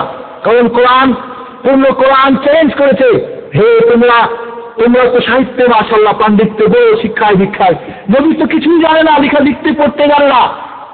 তোমরা তো বলে যে এটা মুহাম্মদ নিজে হাতে লিখেছে, মুহাম্মাদের তৈরি করা আছে। ঠিক আছে, কোরআনের মতো একটি কোরআন নিয়ে আসো। কুল লা ইসতামাআতিল ইনসু ওয়াল জিন আলা ইয়াতু বিমিসলি হাযাল কোরআন লা ইয়াতুনা বিমিসলিহি ওয়ালাউ কানা বা'দুহুম লিবা'দিন যাহিরা। সকলে মিলে একটি পূর্ণ কোরআন চ্যালেঞ্জ করা হলো, পারল না। তারপরে 10টি সূরা, কুল ফাতু বিআশরি সুওয়ারিন মিসলি মুফতারায়াত ওয়াদউ মান ইসতাতা'তুম মিন দুনিল্লাহি ইন কুনতুম সাদিকিন। 10টি সূরা নিয়ে আসে, পারল না, এরপরে একটি সূরা তুম ওয়াইন কুনতুম ফি রাইবিন মিম্মা নাযালনা আলা আবদিনা ফাতু বিসূরাতিন মিন মিসলি, একটি সূরা। সেখানেও তারা অপরাধ হয়ে গেল। বন্ধুগণ, রাসূলুল্লাহ সাল্লাল্লাহু আলাইহি ওয়াসাল্লামের জীবনীতে অনেক অলৌকিক, যেটা আপনার মুজিজা বলে, অনেক ঘটনা ঘটেছে। হযরত মুসা আলাইহিস সালাম পাথরের বাড়ি দিয়ে পানি বাইরে হয়েছিল, ঠিক না? রাসূলুল্লাহ সাল্লাল্লাহু আলাইহি ওয়াসাল্লামের হাত দিয়ে এইভাবে হাত রেখে দিলেন ষোলো হুদাইবিয়াতে 1400 সাহাবী, একমাত্র এক গ্লাস পানি এখানে কি হলো, ফোয়ারা শুরু হয়ে গেল। 1400 লোক। জাবের ইবনে আব্দুল্লাহ সাহাবী বলছেন, যদি 1 লাখ হতো তাহলে সবার জন্য যথেষ্ট। আল্লাহু আকবার। তবুকে একই ঘটনা। অল্প খাদ্য, খন্দকের দিন 1000 সাহাবী, মাত্র একটি ছোট ছাগলের বাচ্চা আর এক মানে 300 গমের রুটি দিয়ে সকলের পেট ভরে গেল। আল্লাহু আকবার, আল্লাহু আকবার। আবু হুরায়রা রাদিয়াল্লাহু তাআলা আনহু একদিন ক্ষুধার জ্বালায় মুসলিম নবী আবু বকর আসলেন, বললেন এই আয়াতটি আমাকে বলে দেন। মনে করলেন এটা আমাকে দেখে আমাকে বাড়িতে গিয়ে কিছু খাওয়াবে, চলে গেলেন বলে দিয়ে। ওমর রাদিয়াল্লাহু তাআলা আনহুকে বললেন, ওমর রাদিয়াল্লাহু তাআলা আনহু বলে দিয়ে চলে গেলেন। আল্লাহ রাসূল আসলেন, হযরত আবু হুরায়রা রাদিয়াল্লাহু তাআলা আনহু সুফা বললেন, ইয়া রাসূলুল্লাহ এই আয়াতটি আমাকে বলে দেন। আল্লাহ রাসূল বললেন, আবু হুরায়রা আমি বুঝতে পেরেছি কেন তুমি কোরআনের তাফসীর জিজ্ঞেস করছো। তুমি ক্ষুধার জ্বালায় আজকে জর্জরিত, চলো আমার বাড়িতে চলো। রাসূলুল্লাহ সাল্লাল্লাহু আলাইহি ওয়াসাল্লাম বাড়িতে নিয়ে গেলেন। অনেক খাওয়া দাওয়া, একটি গ্লাসে মাত্র 1 গ্লাস দুধ। আবু হুরায়রা রাদিয়াল্লাহু তাআলা আমাকে বললেন, যাও সুপার 70 জন মানুষ আছে তাদেরকে ডেকে নিয়ে আসো।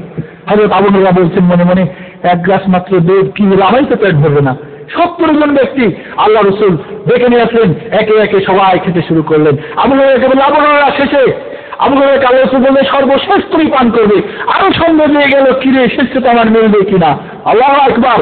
দেখেন 1 গ্লাস 1 পেয়ালা দুধ, 70 জন খাওয়ার পরেও যায় আর তাই, যা ছিল তাই। এবার বলল, আবু হুরায়রা খাও, পান করো, আরো পান করো। আবু হুরায়রা বলছে, আমি তৃপ্ত হয়ে গেলাম। এরপর রাসূলুল্লাহ সাল্লাল্লাহু আলাইহি ওয়াসাল্লামকে দিলাম।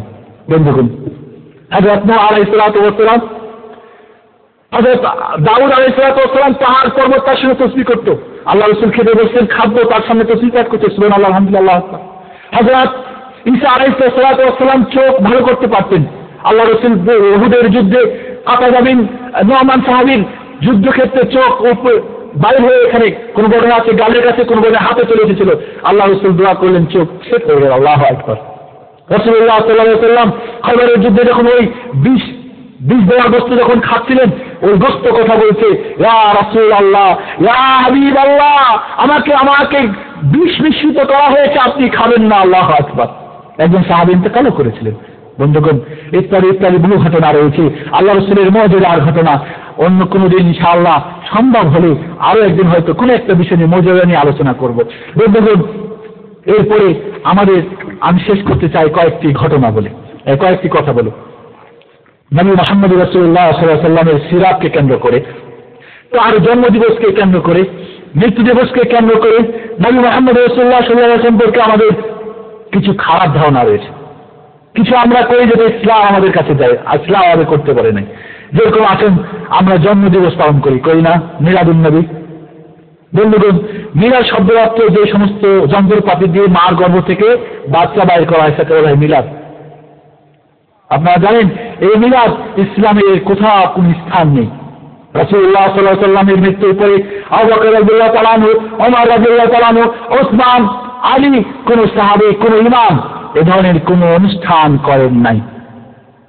এজন্য বন্ধুগণ, আমরা এটা থেকে বিরত থাকবো।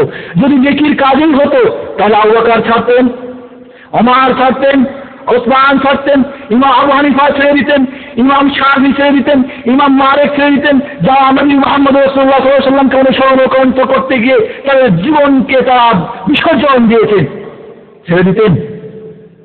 আমরা বলি এর মাধ্যমে কি হয়? আলোচনা হয়। বন্ধুগণ, এর মাধ্যমে আমরা আলোচনা করতে পারি।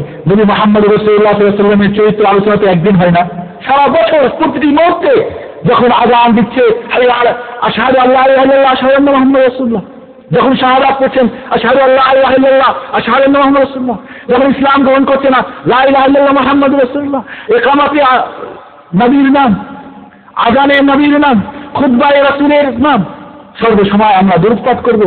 এটা তো কোনো সময় নাই যখনই আমি কোনো ভালো কাজ করবো তখনই রাসূলের সিরাত আমরা দুরূদ পাঠ করবো, যখন এই কোনো খারাপ কাজ থেকে বিরত থাকবো তখন জানবো আমরা নবীর মাধ্যমে জানতে পেরেছি এটা ওয়াসবিল বিহা, তখন রাসূলের উপর আমরা দুরূদ পাঠ করবো, স্মরণ করবো প্রতিটি মুহূর্তে।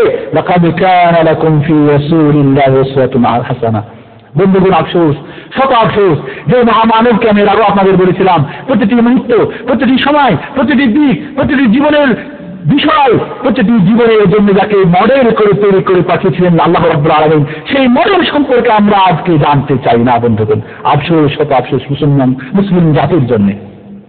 আসুন বন্ধুগণ, আজকে আমাদের আর একটি রয়েছে কি ধারণা, আমরা বলি নবী মুহাম্মদ রাসূলুল্লাহ সাল্লাল্লাহু আলাইহি ওয়াসাল্লাম তিনি কি গায়েব জানতেন, তিনি ভবিষ্যৎ কি হবে, কি হয়েছে না সব কিছু জানেন। আল্লাহ রাব্বুল আলামিন, বন্ধুগণ মনে রাখবেন, এমন আকীদা যদি কেউ রাখে যে আল্লাহ রাসূল অদৃশ্য জানতেন তাহলে কুফরি। আল্লাহ ফাতুল বারের মধ্যে বিভিন্ন সময় নকল করেছে, কেউ যদি এমন বিশ্বাস রাখে নবী হোক, রাসূল হোক, ফেরেশতা হোক, কোনো মানুষ ব্যাপারে বা ওয়ালি হোক যে গায়েব জানে তাহলে সরাসরি তার কুফর এবং সে কাফের হয়ে যাবে। নাউযুবিল্লাহ মিন যালিক। আল্লাহ বলেছেন কুল লা ইয়ালামু মান ফিস সামাওয়াতি ওয়াল আরদিল গায়বা ইল্লাল্লাহ, আসমান জমিন আল্লাহ ছাড়া গায়েব কেউ জানে না। নবীকে বলতে বলা হচ্ছে, নবী বলো কুল লা আনফু লিনাফসি, কুল লা আনফু কুল আল্লাহ রাসূলকে আল্লাহ রাব্বুল আলামিন বলতে বলছেন, আল্লাহ রাব্বুল আলামিন বলতে বলছেন যে কুল লা আমলিকু লিনাফসি নাফআ ওয়ালা যাররা ইল্লা মা শা আল্লাহ, আমি আমার নিজের ভালো মন্দ করতে পারি না, আল্লাহ যা করেন তাই হয়। ওয়ালাউ কুনতু আ'লামুল গায়বা, যদি আমি অদৃশ্য জানতাম লাস্তাকসারতু মিনাল খায়র, তাহলে আমি অনেক কল্যাণ তোমাদের জন্য নিয়ে আসতাম। ওয়ালা লাস্তানিয়াসু, কোন প্রকার অনিষ্ট আমাকে কি করতো না, স্পর্শ করতো না।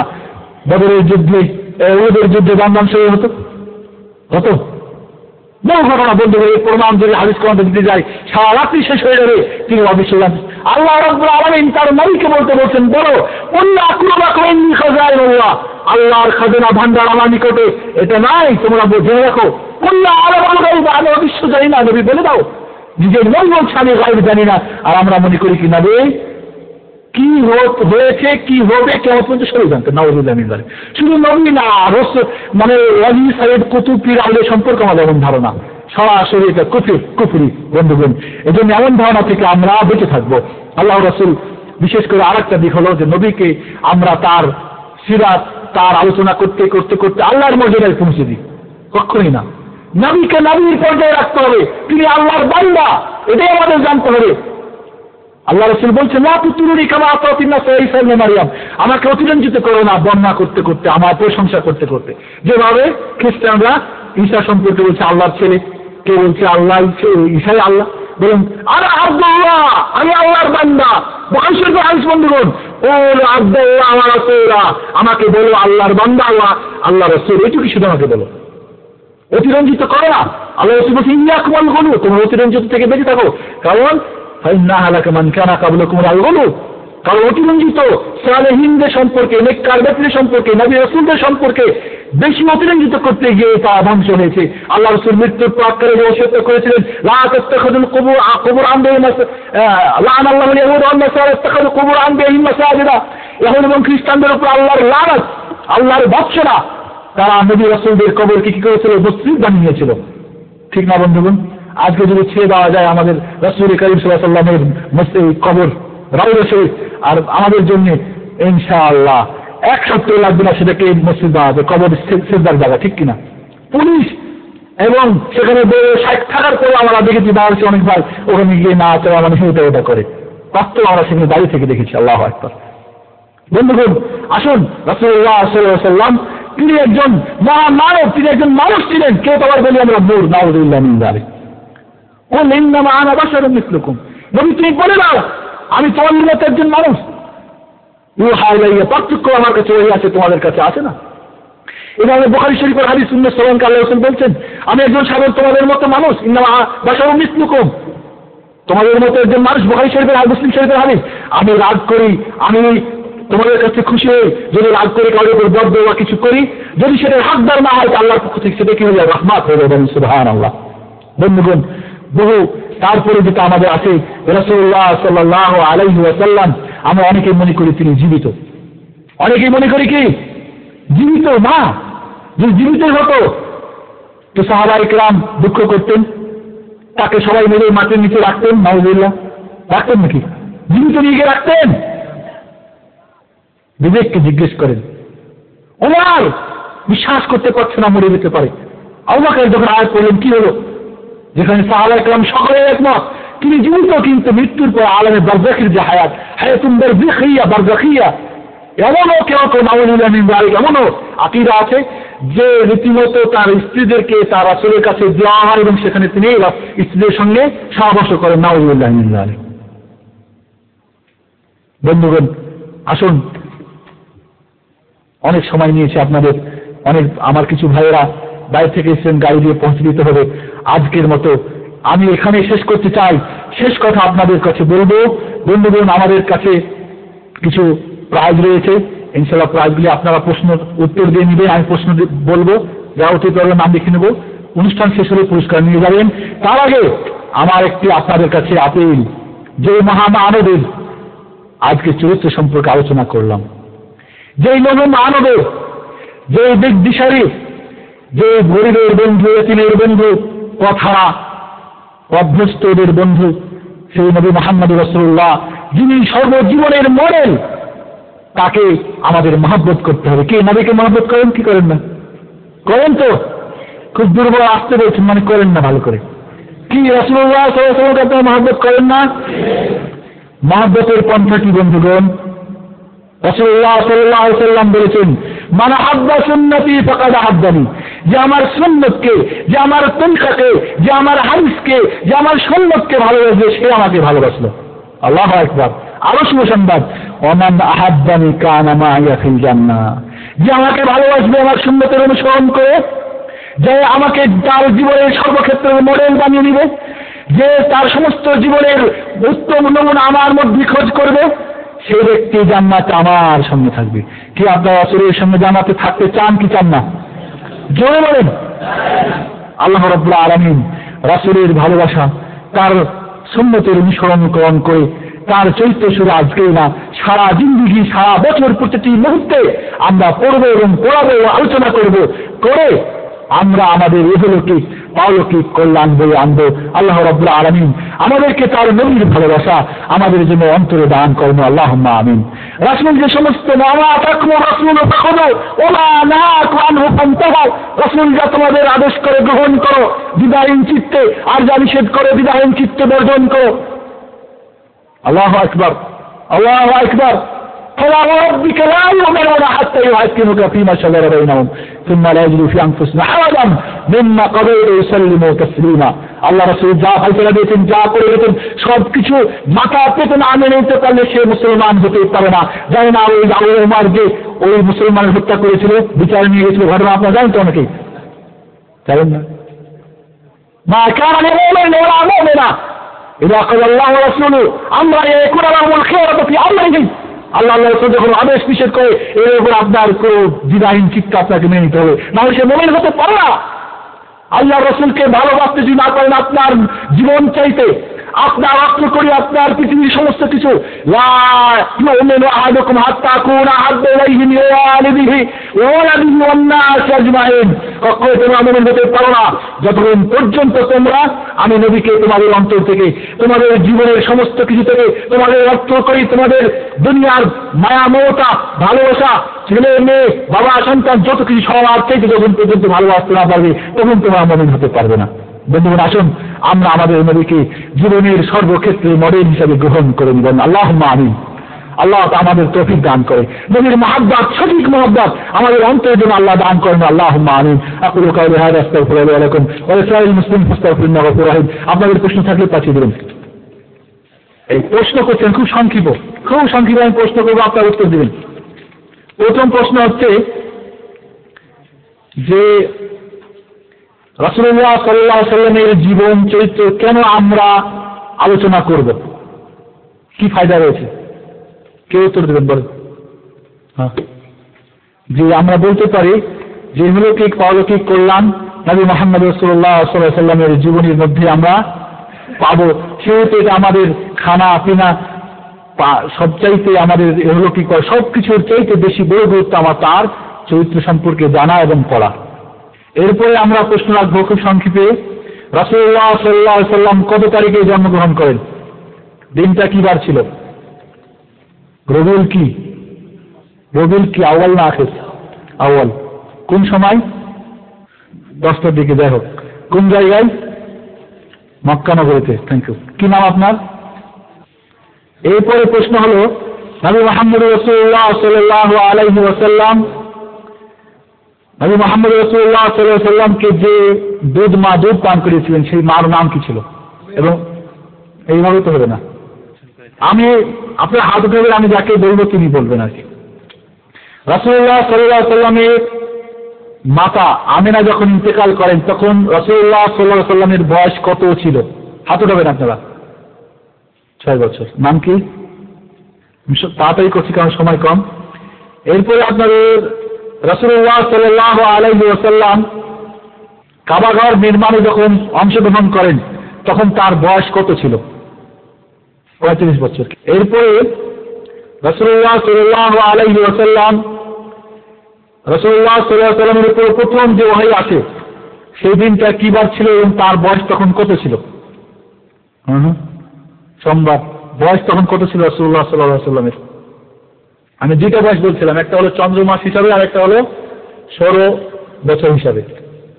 40 বছর কয় মাস হলো না? আসেন, 40 বছর 6 মাস 12 দিন। আপনার নাম? মোহাম্মদ ইনামুল হক। এরপরে আমরা আসি প্রথম ওয়াহী নাযিল যেটা হয়েছিল সেই ওয়াহী কোন সূরা এবং আয়াতগুলি কি কি? ওই পিছনে আয়াতগুলি পড়তে হবে, আয়াত 5টি। মাশাআল্লাহ। কি নাম ভাই? আব্দুল হান্নান। এরপরে আপনারা প্রকাশ্যভাবে দেওয়ার জন্য যে আয়াত নাযিল হয়েছিল সেই আয়াতটি কি? প্রথম যে আয়াত নাযিল হয় প্রকাশ্যভাবে দাওয়াত করার জন্য নবী মুহাম্মদ রাসূলুল্লাহ সাল্লাল্লাহু আলাইহি ওয়াসাল্লামের উপরে, সেই আয়াতটি কি? প্রকাশ্যভাবে, আমি বলছি প্রকাশ্যভাবে দাওয়াত, মানে একেবারে জনসমাবেশে সব জায়গায় দাওয়াত করতে হবে। তিনি যে তার জাতিকে ডেকে সভা পর্বতের পর বললেন যে ঘটনাটি, কেউ পারবেন? এরপরে রাসূলুল্লাহ সাল্লাল্লাহু আলাইহি ওয়াসাল্লাম এবং তার জাতি বানু মুত্তালিব এবং বানু হাশিমকে বয়কট করা হয়েছিল। এই বয়কটটা কয় বছর ছিল? সেইভাবে তো হবে না, আপনারা ভুল করছেন কেন? হাত উঠাবেন আপনারা, আমি বলবো পরে, আপনারা হাত উঠাতে হবে না। আল্লাহ রাসূল সাল্লাল্লাহু আলাইহি ওয়াসাল্লামের জীবনে একটি দুঃখের বছর ছিল। সেই বছরটা নবুয়তের কোন সনে? একজন, হ্যাঁ আপনি একবার বলছেন মনে হয়, না বসেন। রাসূলুল্লাহ সাল্লাল্লাহু আলাইহি ওয়াসাল্লামের জীবনে একটি দুঃখের বছর ছিল। সেই দুঃখের বছরটা কোন বছরে নবুয়তের এবং কেন? এবার প্রাইজটা আমার হবে ইনশাআল্লাহ, ঠিক না? সেই বছরটা ছিল নবুয়তের 10ম বছর। কারণ ছিল সেই বছরে আবু তালেব যে একমাত্র ব্যক্তি রাসূলুল্লাহ সাল্লাল্লাহু আলাইহি ওয়াসাল্লামকে সার্বিক সহযোগিতা করতেন, বাইরে প্রতিহত করতেন, ঠিক না? ডিফেন্স বাহিনীতে যিনি কাজ করতেন, আর বাড়িতে যিনি সান্ত্বনা দিতেন মা খাদিজা রাদিয়াল্লাহু তাআলা আনহা, এই দুইজন ব্যক্তির এই 10ম বছরে ইন্তেকাল হওয়ার কারণে ছিল দুঃখের বছর। এরপরে হিজরত কিবারে হয়েছিল এবং তারিখটা কত? হিজরতের দিন এবং তারিখ, যেদিন রাসূলুল্লাহ সাল্লাল্লাহু আলাইহি ওয়াসাল্লাম মানে গৃহ থেকে বাইর হলেন। হ্যাঁ, 26শে সফর। হ্যাঁ, নবুয়তের 14তম বছর। কি নাম ভাই আপনার? মাশাআল্লাহ। হ্যাঁ, মুমিন। একটা হাদিস আছে বন্ধুগণ, আল্লাহ রাসূল বলছেন যে আমার জন্ম সোমবারে, আমি নবুয়ত পেয়েছি সোমবারে, মৃত্যুবরণ করব আমি সোমবারে। রাসূলুল্লাহ